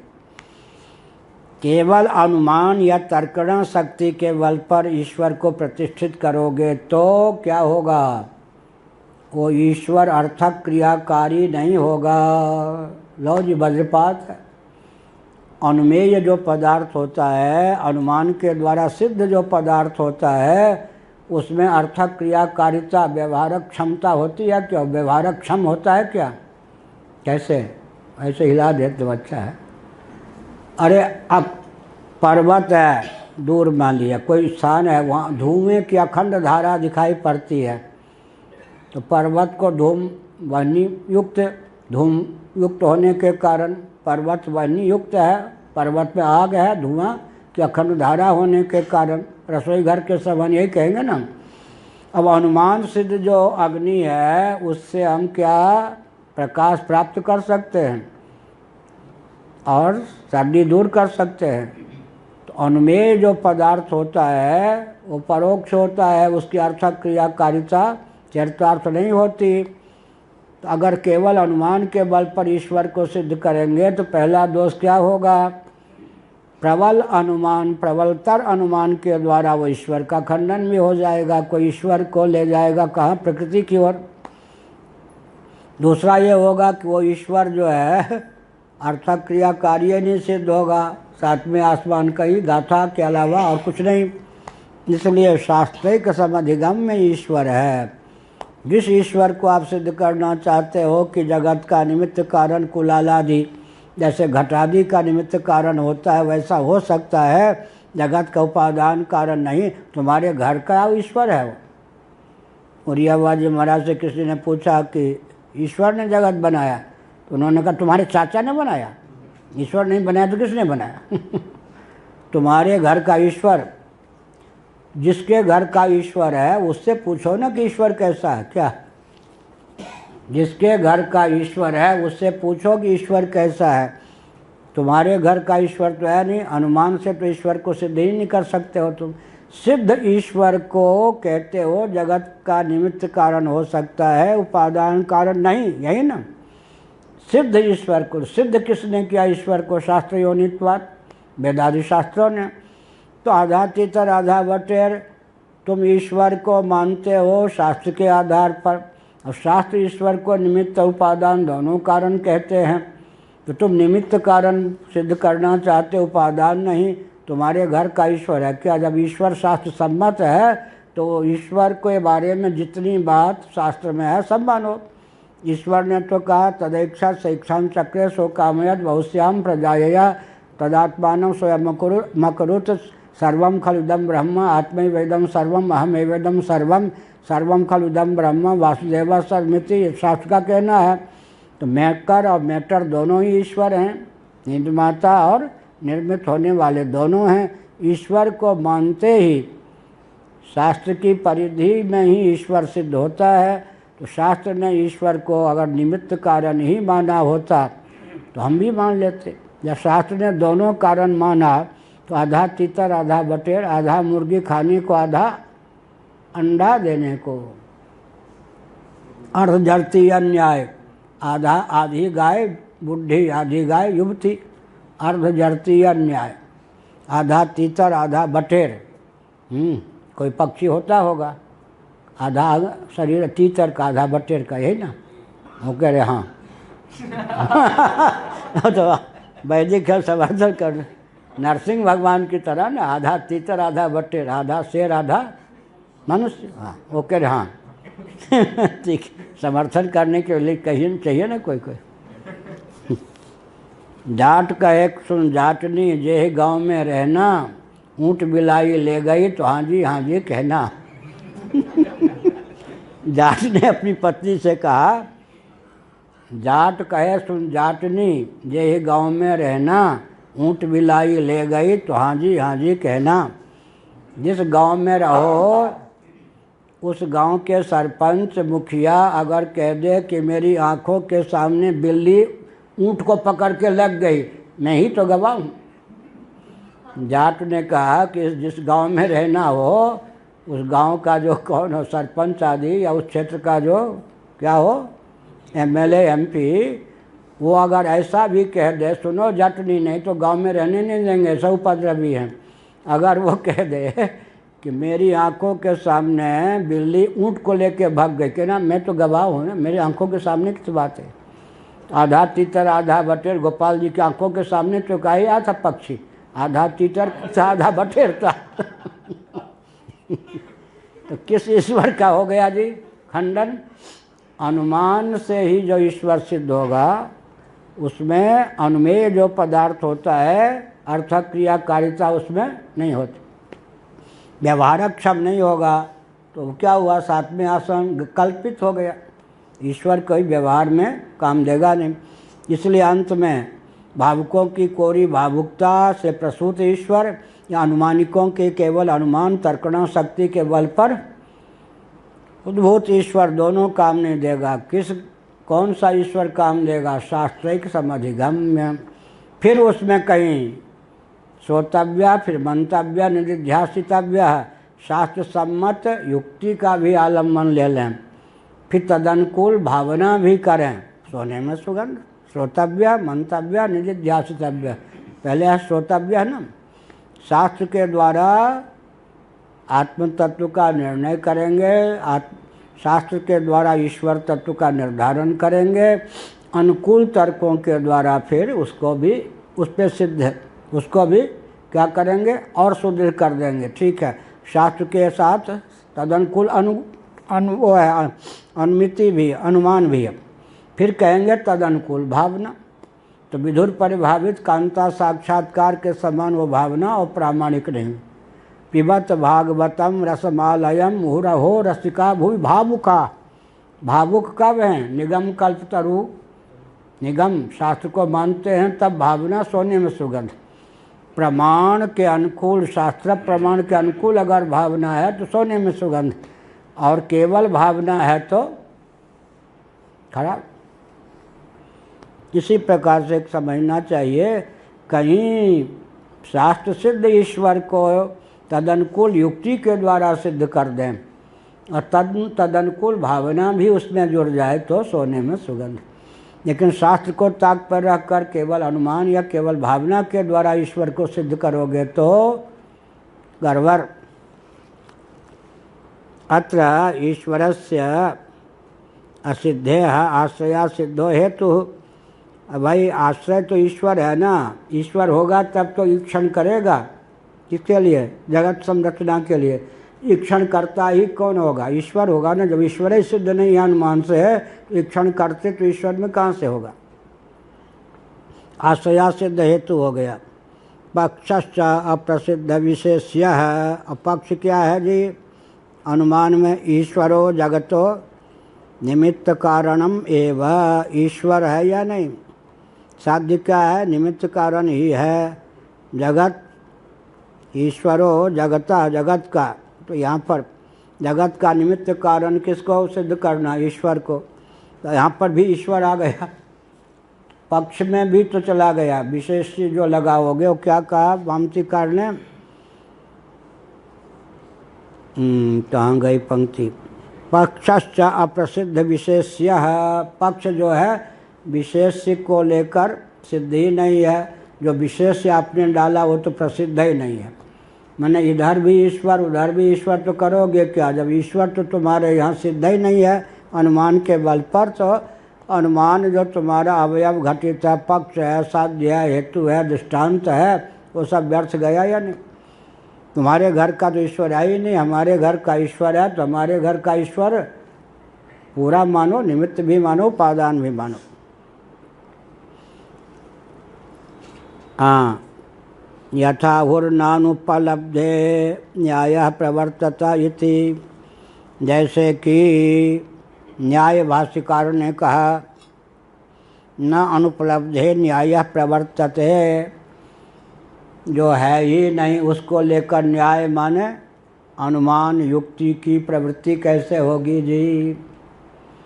क्या जो है ही नहीं उसी को लेकर अनुमान कर रहे हो? तब तो कहोगे कि बंध्या पुत्र जो है 50,000 व्यक्तियों को मार चुका है, उसका टारगेट है 50,000 को और मारने का। क्या एष बंध्या सुतो याति शशसिंह धनुर्धरः मृग तृष्णाम भसिस्नातः खौ पुष्पकृत शेखरः। एष बंध्या सुतो याति शशसिंह धनुर्धरः, मृग तृष्णा के जल में स्नान करके, आकाश कुसुम का मुकुट लगा करके, खरगोश के सिंह का धनुष धारण करके यह बंध्या पुत्र जा रहा है। कोई भी सिद्ध होगा क्या? न तो मृग तृष्णा सिद्ध है, न ख पुष्प सिद्ध है, तो मुकुट कहाँ से बनेगा? बंध्या पुत्र भी सिद्ध नहीं है, खरगोश के सिंह का धनुष कहाँ से सिद्ध होगा? खरगोश के सिंह का धनुष तो तब सिद्ध हो जब खरगोश का सिंह होता हो, तब तो धनुष बनाओगे। तो तुम्हारा ईश्वर जो है वो तो हमारे घर की चीज़ है ना, तुमने ले ली। ईश्वर शास्त्र के द्वारा सिद्ध है, तो फिर शास्त्र सम्मत उसको निमित्त कारण भी मानो, उपादान कारण भी मानो। अपनी ओर से कहते तो निमित्त कारण है, उपादान नहीं, ये तो असंगत है। अच्छा, वो खराब है क्या? ऐसी चल रहा है।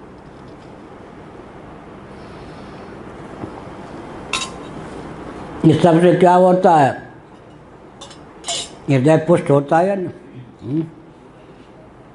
क्या कहते हैं? गुरु मेहरबान तो चला पहलवान। गुरु गोविंद और ग्रंथ तीनों का बल हो तो व्यक्ति अजय हो जाता है। क्या? गुरु गोविंद और ग्रंथ, ग्रंथ से दूर रहे, गुरु से दूर रहे और गोविंद से दूर रहे, तब ग्रंथ सम्मत गुरु चाहिए, ग्रंथ सम्मत गुरु चाहिए और ग्रंथ सम्मत गोविंद चाहिए। हाँ, प्रधानता किसकी है? लेकिन ग्रंथ का सार कौन बतावेगा? गुरु बतावेंगे। गुरु मिलाएंगे किससे? गोविंद से। लेकिन गुरु सचमुच में गुरु ही हों, गोविंद सचमुच में गोविंद हों, वही अनुमान और भावुकता न जुड़ जाए। इसलिए क्या कहेंगे? गुरु गोविंद और ग्रंथ तीनों से दूरी बढ़ी नहीं कि समझिए मौत का मार्ग प्रशस्त। आप लोग तो बहुत अच्छे हैं, बाकी जो बाबा होते हैं आजकल 3 से दूर रहते हैं। गोविंद स्वयं बन जाते हैं, उटपटांग वाणी उनके जो है ग्रंथ बना लेते हैं, और गुरु तो हैं ही, गुरु तो स्वयं है। गोविंद मैं तो हूँ ना तुम्हारे लिए, गुरु ब्रह्मा गुरु विष्णु गुरुदेवो महेश्वरा, मुझसे पृथक क्या है गोविंद? अब ग्रंथ मेरी वाणी है, मेरी वाणी का नाम ग्रंथ है, जो मैं बोल दूँ उसी का नाम ग्रंथ हो गया। अब गुरु घोटाला क्या? गुरु घंटाल कहते हैं। गुरु घंटाल जो है गोविंद भी बन गए और ग्रंथ भी बन गए। मर गए या नहीं? मरे, उनके संपर्क में जो आएगा वो मरेगा। इसीलिए गुरु गोविंद और ग्रंथ इनसे दूरी बढ़ी नहीं कि वह हो गए मुर्दा। और आजकल यही स्थिति है, तीनों से दूरी। वेदादि शास्त्र से दूर ले जा रहे हैं ना सब, वो सब संस्थान आदि वाले वेदादि सम्मत ईश्वर से दूर ले जा रहे। क्या? अब वेदादि सम्मत गुरु से भी दूर ले जा रहे। इनको गुरु भी आधुनिक, इनका ग्रंथ भी आधुनिक संविधान हो गया। और गोविंद इनके कौन हो गए? साईं बाबा। किसी के गुरु हो गए चिलम बाबा, किसी के कुछ गुरु हो गए। अब गुरु गोविंद ग्रंथ से जब दूर ले जा रहे हो देश को, तो देश का होगा क्या? बंटाढार होगा या नहीं? इसीलिए कहा ना। अब मैं जोर से कहूँ कि आज ही पूरा करना भाई। अब सत्यनारायण कथा चलेगी। यथाहुर्नानुपलब्धे न्यायः प्रवर्तते इति। न्याय भाष्यकार महाभाग ने जैसे कहा कि उपलब्ध हो, सिद्ध हो, तब तो उसको लेकर अनुमान की सिद्धि होती है। तुम्हारा तो ईश्वर ही सिद्ध नहीं है अनुमान के बल पर। जब शास्त्र सम्मत ईश्वर सिद्ध है तो तद अनुकूल उसको मानो, अर्थात उसको जगत का केवल निमित्त नहीं अपितु उपादान कारण भी स्वीकार करो। यह सत्यनारायण कथा। आगमात् सिद्धि रीति से कहते हाँ हाँ ठीक है ना। आगम, आगम माने वेदादि शास्त्र के द्वारा तो वो सिद्ध है ना ईश्वर। कहते बात तब तुम पकड़े गए। अगर आगम सिद्ध नहीं है तो तुम्हारा अनुमान व्यर्थ। आगम सिद्ध है तो आधा तीतर आधा भटेर क्यों। हंत तरी यादृशम ईश्वरम आगमो गमयति तादृशोभिपगंतव्य।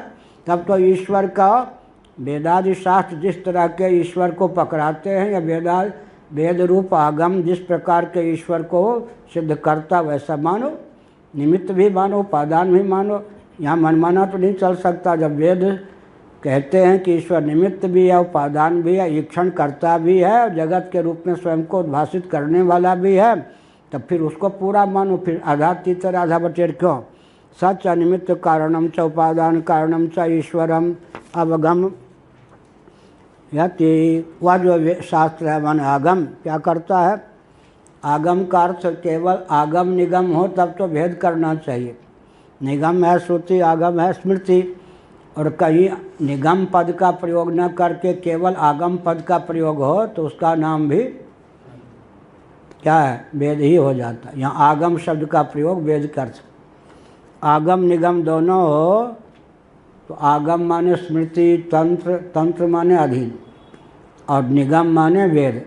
निगम कल्पतरोर गलितम फलम। लेकिन जहाँ पर केवल आगम शब्द का प्रयोग है तो वेद, केवल निगम शब्द का प्रयोग है तो वेद। विशेष्याश्रय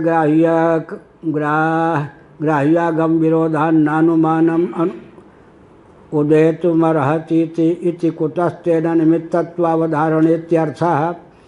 अब विशेष को लेकर चलाना, उधर तो तुम्हें हेतु में आश्रय ही नहीं सिद्ध है, इधर विशेष की पक्ष को लेकर विशेष की सिद्धि नहीं है। जब दोनों प्रकार से तुम्हारा अनुमान दूषित है तब तो फिर तुम्हारे अनुमान के बल पर ईश्वर को हम क्यों माने। अगर कहो कि शास्त्र सिद्ध ईश्वर जगत का केवल निमित्त कारण हो सकता है तो शास्त्र के ठेकेदार तुम हो। इन सब वचनों ने तो निमित्त और उपादान दोनों कारण कहा है। इसलिए शास्त्र के समधिगम में जो ईश्वर है वही ईश्वर है, और वह ईश्वर न केवल निमित्त अपितु उपादान कारण भी हो गया। इयम चोपादान परिणामादि भाषा न विकाराभिप्रायण अपितु यथा सर्पस्य उपादानम रजुरेवं ब्रह्म जगत उपादानम द्रष्टव्यम। अब जो सूत्र है ये सूत्र देखिए, परिणाम वाला था ना, परिणामात 26वां। यहाँ जो सूत्रकार महोदय ने परिणामात, परिणाम होने के कारण परिणाम शब्द का प्रयोग किया है, वह जो दूध से दही आदि के समान नहीं। और विकार शब्द का जो प्रयोग किया गया है वो रज्जु में सर्प, सुक्ति में सीपी के सुक्ति में चांदी रजत के समान है। अनिर्वचनीय अपनी ओर से विशेषण लगा देना चाहिए, अनिर्वचनीय परिणाम। ईश्वर को निमित्त कारण भी मानेंगे, उपादान कारण भी मानेंगे, तब किस ढंग का उपादान होगा वो। रज्जु सर्प का जिस प्रकार रज्जु उपादान है, सुक्ति रजत का जिस प्रकार सुक्ति उपादान है, क्या उस प्रकार का उपादान मानना पड़ेगा। अनिर्वचनीय उपादान, अनिर्वचनीयता के लिए माया शक्ति के द्वारा ब्रह्म ही जगदाकार परिलक्षित होता है। इस प्रकार से विवर्तवाद के अर्थ में यहाँ पर परिणाम माने विवर्त, अनिर्वचनीय परिणाम का अर्थ होता है विवर्त। कल मैंने कहा था कि स्वप्नावस्था में दही बने और दूध का परिणाम है या विवर्त? परिणाम है, दृष्टिगोचर परिणाम है। लेकिन जब पूरा का पूरा स्वप्न ही विवर्त है तो विवर्त गर्भित जो परिणाम होता है किस खाते में जाएगा? तो जाएगा कहाँ? विवर्त कोटि में। यहाँ परिणाम कहने पर तो विकृति की आवश्यकता होगी ना, मुक्तोपसित ब्रह्म नहीं होगा। दूसरी बात है कि ब्रह्म जो है निरंश है या नहीं, निरवयव है या नहीं, निष्कल है या नहीं, निर्गुण है या नहीं, तो न तो उसका आंशिक परिणाम होगा न सर्वतोभावन परिणाम होगा। क्या मान लेते हैं कि पूरा होगा या नहीं होगा, लेकिन वस्तु स्थिति क्या है? निरवयव पदार्थ का न तो आंशिक परिणाम हो सकता है न सर्वतोभावन परिणाम हो सकता है। तब फिर निरवयव भी है और उपादान भी है। तो अंत में जैसे रज्जु संस्कृत विकृत हुए बिना ही सर्प के रूप में उद्भासित होती है, सुक्ति सीपी क्या है? संस्कृत विकृत हुए बिना ही चांदी रजत के रूप में परिलक्षित होती है। इसी प्रकार यही माया की चमत्कृति है कि ब्रह्म संस्कृत विकृत हुए बिना ही जगदाकार परिलक्षित होता है। और उसकी चमत्कृति है कि क्रमिकता भी जुड़ जाती है, आकाश वायु तेज जल पृथ्वी ये सब। और उसकी विशेषता ये है कि मध्यवर्ती जितने कार्य हैं वो कारण के रूप में विद्यमान भी रहते हैं, अर्थात चरम कार्य की उत्पत्ति होने पर भी उनकी विद्यमानता भी रहती है। यह सब चमत्कृति माया को लेकर है।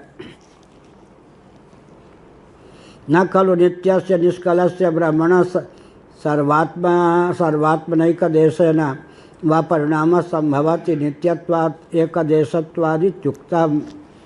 कहते हैं कि नित्य जो परमात्मा है वो तो कौन है? निरंश है, निरवयव है, निष्कल है, निर्गुण है। ऐसा परिणाम, ऐसा जो परमात्मा तत्व है न तो आंशिक उसका परिणाम हो सकता है और न पूर्ण रूप से परिणाम हो सकता है। परिणाम की गाथा ही दूर है, तो विवर्त ही पारिशेष्य न्याय से। अब उसका संयोग कैसे होगा? किसी से संयोग भी नहीं हो सकता है। कह देते हैं प्रकृति पुरुषं चैव विद्यनादि उद्भावपि हाँ यावत् संजायते किंचित सत्वम स्थावर जंगमम क्षेत्र क्षेत्र के संयोगा तद्विधिभर्तर सभा। क्षेत्र और क्षेत्र के माने प्रकृति और पुरुष के संयोग से जगत की संयोग का अर्थ क्या है? वहाँ पर मयाध्यक्षेण प्रकृति स्वीयते सचराचरम, यही ना संयोग का अर्थ हुआ। क्या है? ब्रह्म में अधिष्ठित जो प्रकृति है ब्रह्म से क्या है? ब्रह्म रूप आश्रय से चेतना प्राप्त करके जगत के रूप में परिणत होती है। इस प्रकार से कहना चाहिए कि वास्तव में ब्रह्म जो है परिणाम को प्राप्त नहीं होता, जगत उसका विवर्त। क्योंकि आंशिक परिणाम भी नहीं बनता, पूर्ण परिणाम भी नहीं बनता पारिशेष्य न्याय से, और जगत का उपादान कारण भी सिद्ध करना है। तो सब का ये शर्त सभी कंडीशन को फुलफिल करने लगेंगे तो होगा क्या? विवर्त सिद्ध होगा, न संयोगवाद सिद्ध होगा और न आरंभवाद तो का तो प्रश्न ही नहीं है। फिर परिणामवाद सिद्ध नहीं होगा, फिर क्या होगा? ना आप कहते हैं देख लो, जिसको तुम परिणाम मानते हो उसमें भी परिणाम नहीं जाता है लक्षण। न च मृदा शरावादयो भिद्यन्ते न चा भिन्ना न वा भिन्ना भिन्ना किंतु अनिर्वचनीया एव। शराब माने क्या होता है?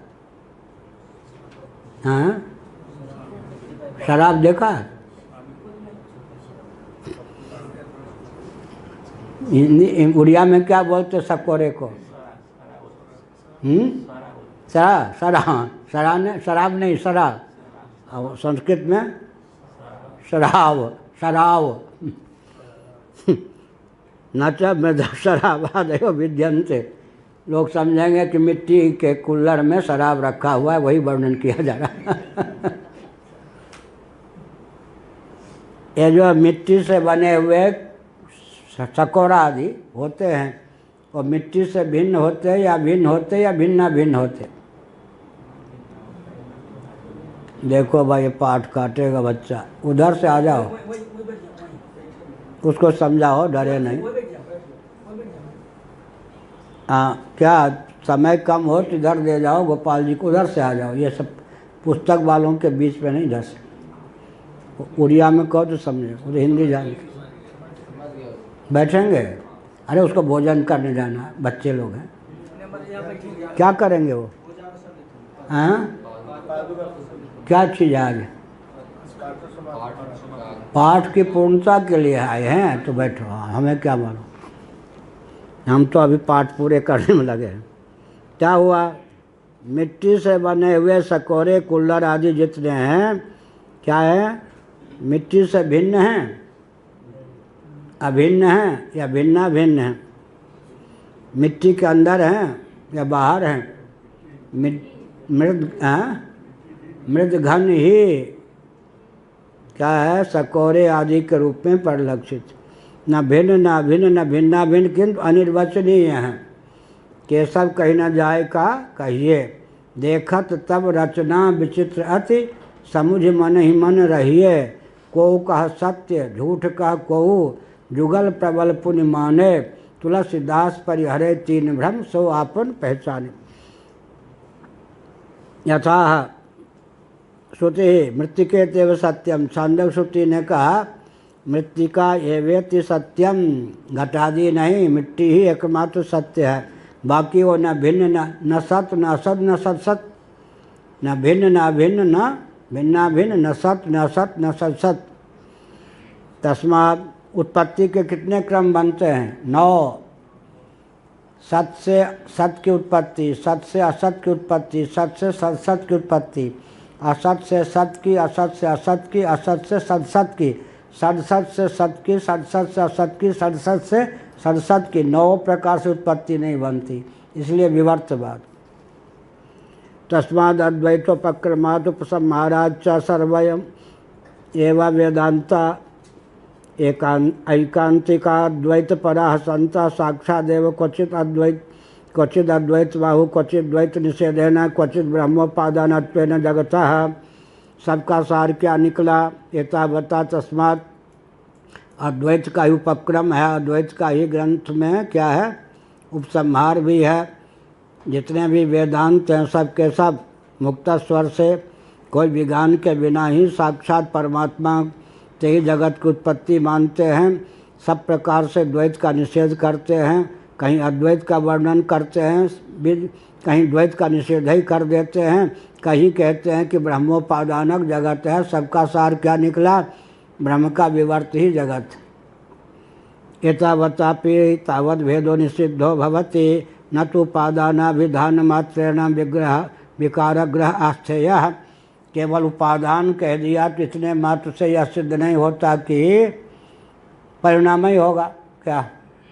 उपादान कहते ही श्री श्री श्री इन लोगों को क्या श्री श्री श्री इन लोगों को लगता है ब्रह्म का परिणाम होगा। अरे उपादान का अर्थ क्या विवर्तोपादान भी होता है या नहीं, या केवल परिणामोपादान होता है?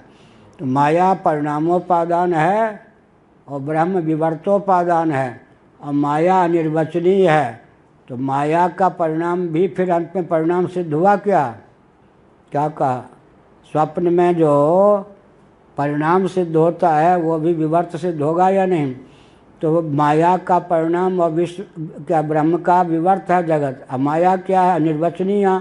अनिर्वचनीय का जो परिणाम होगा वो परिणाम सिद्ध होगा क्या?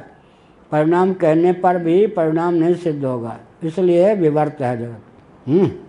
ये जो चीज़ हमने कही वेदांत में ढंग से खोल कर नहीं लिखा हुआ है। माया का परिणाम मानने पर और माया को अनिर्वचनीय मानने पर वो परिणाम कितने गया जी? वो परिणाम कहाँ गया? और विवर्त के खाने में चला गया। कहते रहो परिणाम। क्यों परिणाम कहते हैं? सामने वाले को लगा कि आधा तो हमारा मान लिया ना, आधी बात हमारी मान ली, मानी कुछ नहीं।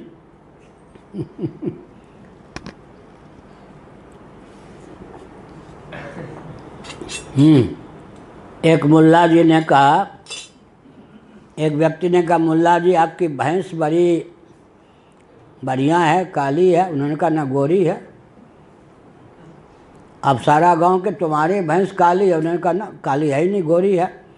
कल शास्त्रार्थ होगा, हो जाए, गवाह आ जाए। अब घर में गए, मुल्ला जी ने कहा हमारी भैंस तो काली है, हमने कह दिया गोरी है। अब कल शास्त्रार्थ होगा, देखते हैं। तो कहा हार जाओगे मुल्ला जी, ऐसा हट क्यों करते हो? अरे हम हार मानेंगे तब तो। भाजपा हार मानेगी या कांग्रेस हार मानेगी या सपा या बसपा? कोई हार मानने के लिए यहाँ तैयार है क्या? क्या क्या अगर हार जाती है कोई पार्टी, कहती है मुलायम सिंह जी ने क्या कहा, जितना परिश्रम करना चाहिए था संपर्क उतना नहीं किया गया, नहीं तो हम हारने वाले तो थे नहीं। ये मेरा बेटा हार गया संपर्क की कमी, एक संपर्क की कमी के कारण जो हार है वो हार है ही नहीं। फिर भाजपा क्या कहती है, हमने जो कुछ किया उस उपलब्धि का डंका ठीक से नहीं बजा पाए, इसलिए हार हमारी नहीं, प्रातिभाषिक हार है। जीत है व्यावहारिक, हार है प्रातिभाषिक। ये देखो वही कहा।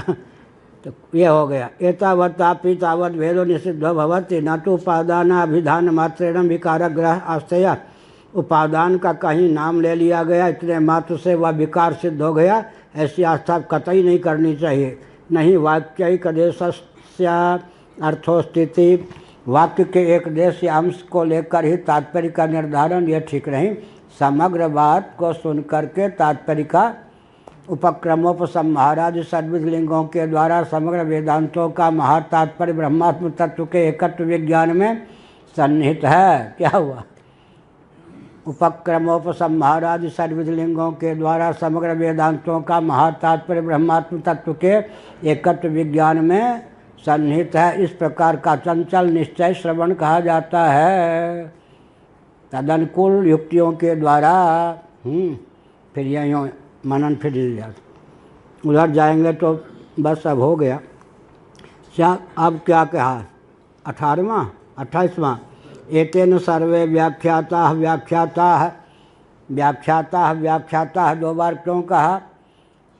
पुनरुक्ति दोष नहीं है, जहाँ किसी के ही प्रशंसा करनी होती है वहाँ पुनरुक्ति दोष नहीं, या कहीं समापन के अर्थ में पुनरुक्ति है तो दोष नहीं। 2 जगह पुनरुक्ति दोष नहीं। क्या, कहाँ कहाँ प्रशंसा, आहा, अब यहाँ एक ही 2 बार थोड़ी, आहा 4 बार कह दिया।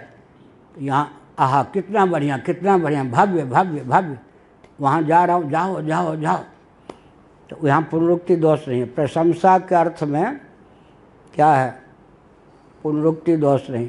और अध्याय की या प्रकरण की समाप्ति में जहाँ पुनरुक्ति है वहाँ दोष नहीं।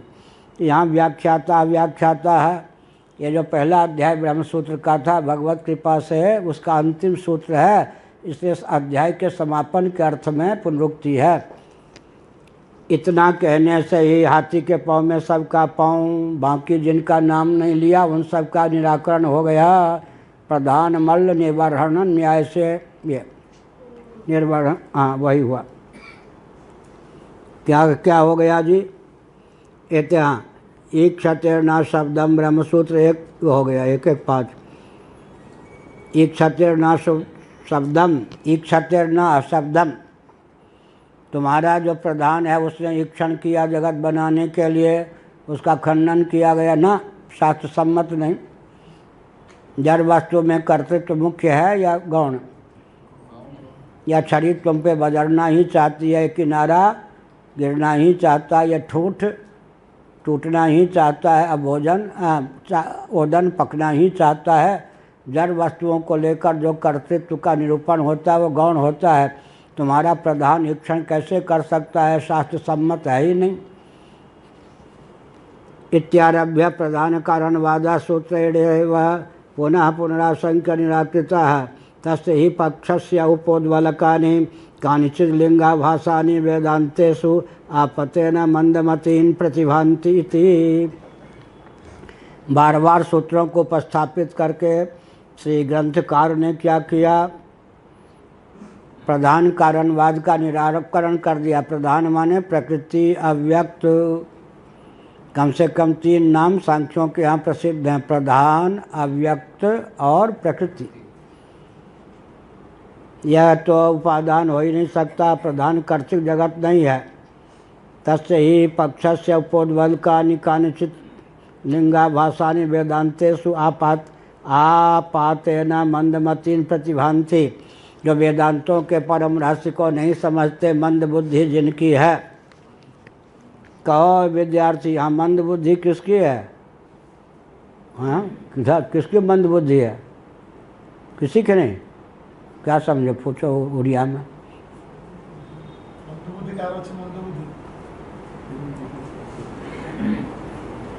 अब सोचिए ढूंढ रहा है, अपने को तो ढूंढ नहीं सकता, दूसरे कौन किसको कहें, गाली ना मिले।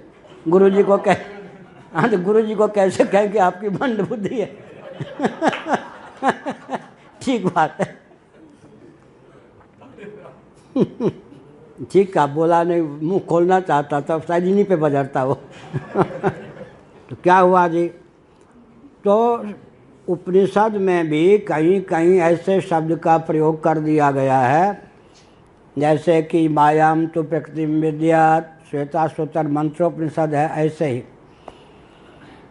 जिससे मंद बुद्धि वालों को लगता है कि प्रधान कारणवाद तो उपनिषद सम्मत है। यह हुआ। क्या कहा, यम च उपादान परिणामा, यह कौन सा था, जब भाष्य था ना, ठीक है। तस्य पक्ष से उपोद्बलकानि, उनका जो पक्ष है प्रधान कारणवाद का सांख्यों का, उनका उपोद्बलक क्या है, कानिचित लिंगाभासानि, लिंग भी नहीं, हेतु नहीं, उसके आभास। वेदांतेषु आपाते न मंदमतीन प्रतिभांति थी, मंद बुद्धि वालों को लगता है कि यहाँ प्रधान कारणवाद है, दाल में नमक के समान से हमारी बात गल गई या सांख्यों की बात का समर्थन है।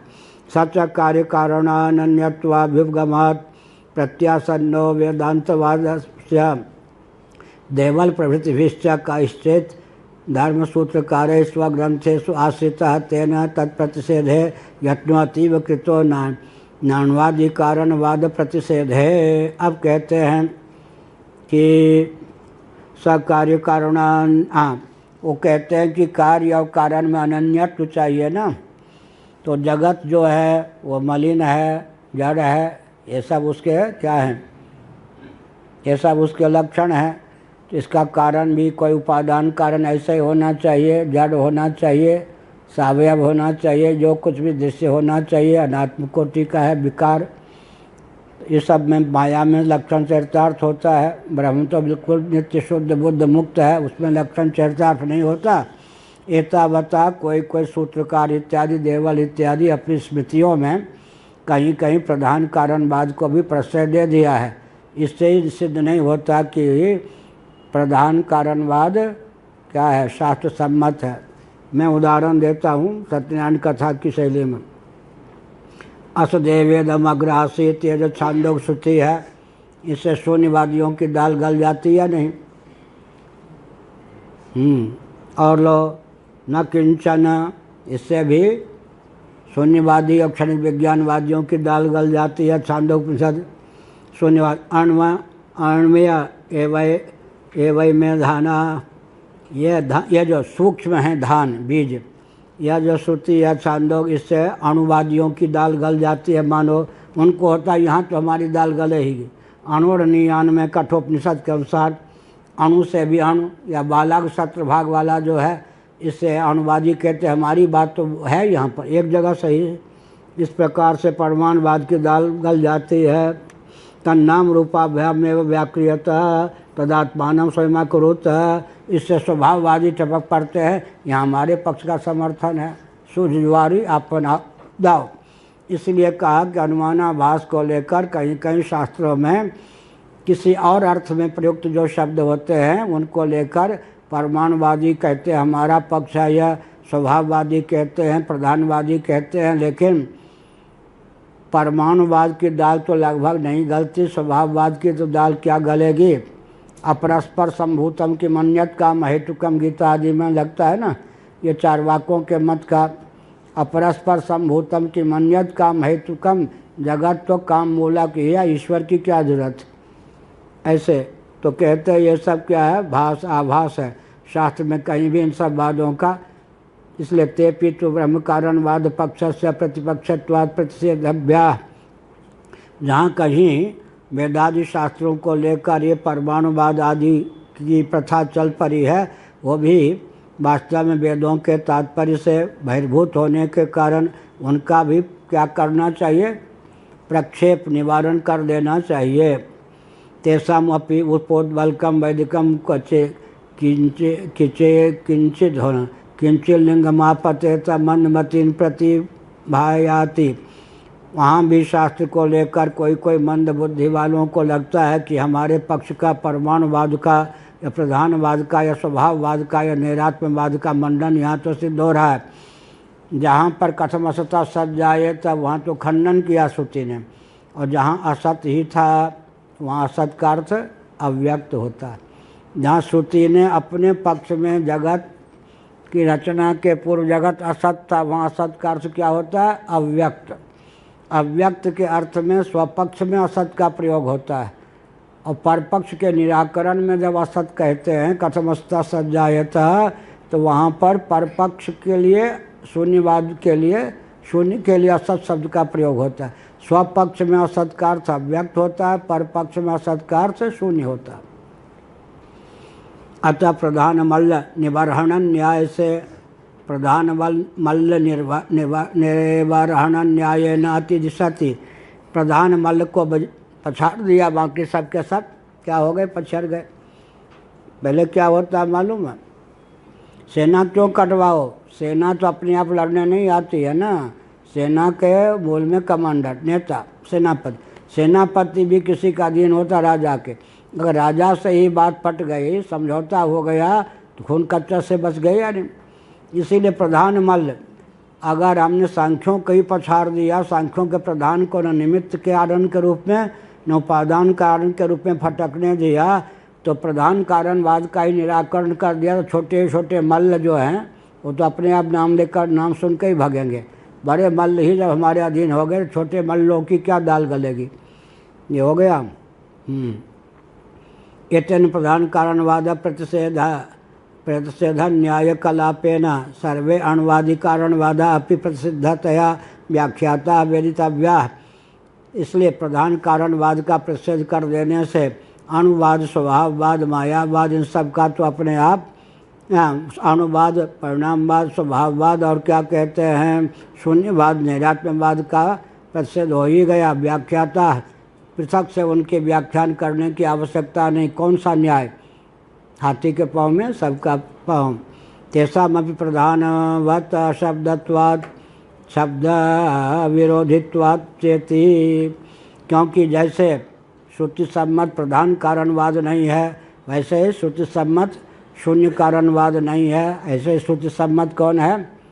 स्वभाव कारणवाद नहीं है। इसे श्रुति सम्मत अणु कारणवाद नहीं है, परमाणु कारणवाद नहीं है। व्याख्याता इति पदाभ्यासो अध्याय परिसमाप्ति द्योतयति। 2 बार जो सूत्रकार ने व्याख्याता कह दिया, इससे अध्याय की परिसमाप्ति का संकेत मिलता है। अब भाष्य भी है। स्यादेतत् मा भूत प्रधानम जगत उपादानम तथापि न ब्रह्मोपादानत्वं सिद्ध्यति। मान लिया कि प्रधान जो है जगत का उपादान नहीं हो सकता, फिर भी ब्रह्मोपादान कारण की सिद्धि नहीं होती है। परमाणादीनाम अपि तद उपादानानाम उपप्लवमानत्वात् तेषामपि हि किंचित उपोद्बलकमस्ति वैदिकं लिंगम इत्याशंकाम अपनेतुम् आह सूत्रकारः। एतन् सर्वे व्याख्याता निगदव व्याख्यातेन भाष्येण व्याख्यातम सूत्रम। यह सत्यानंद कथा की शैली में है। इसमें ठग भी ज़्यादा जाते हैं, पाठ समझ में भी कम आता है, लेकिन आज ही इसको अध्याय को पूरा करना हो भी गया। कहते हैं परमाणु आदि का नाम भी कहीं कहीं परमाणु आदि नाम अपि तदुपादानानाम उपप्लवमानत्वात् तेषामपि किंचित उपोद्बलकम् अस्ति। कहीं कहीं क्वचित क्या है? प्रधान के समान ही परमाणु आदि की दाल गल जाती है, परमाणुवाद की दाल गल सकती है, जैसे मैंने कहा। तो उनका भी निराकरण कर देना चाहिए था। तो कह रहे भाई हाथी के पाँव में सबका पाँव, तो मुख्य मल्ल को ही पछाड़ के दिखा दिया। तो अब परमाणुवादी, स्वभाववादी, मायावाद, ये क्या न शून्यवादी कहाँ से टिक सकते हैं? कोई टिक नहीं सकते। प्रधान मल्ल को पछाड़ दिया। इतने सर्वे व्याख्याता निगदव व्याख्यात तेन भाष्येण व्याख्यातम सूत्रम। आगे के जो वचन हैं भगवान भाष्यकार के अत्यंत स्पष्ट हैं, उस पर कुछ व्याख्या करने की हमें आवश्यकता ही नहीं है।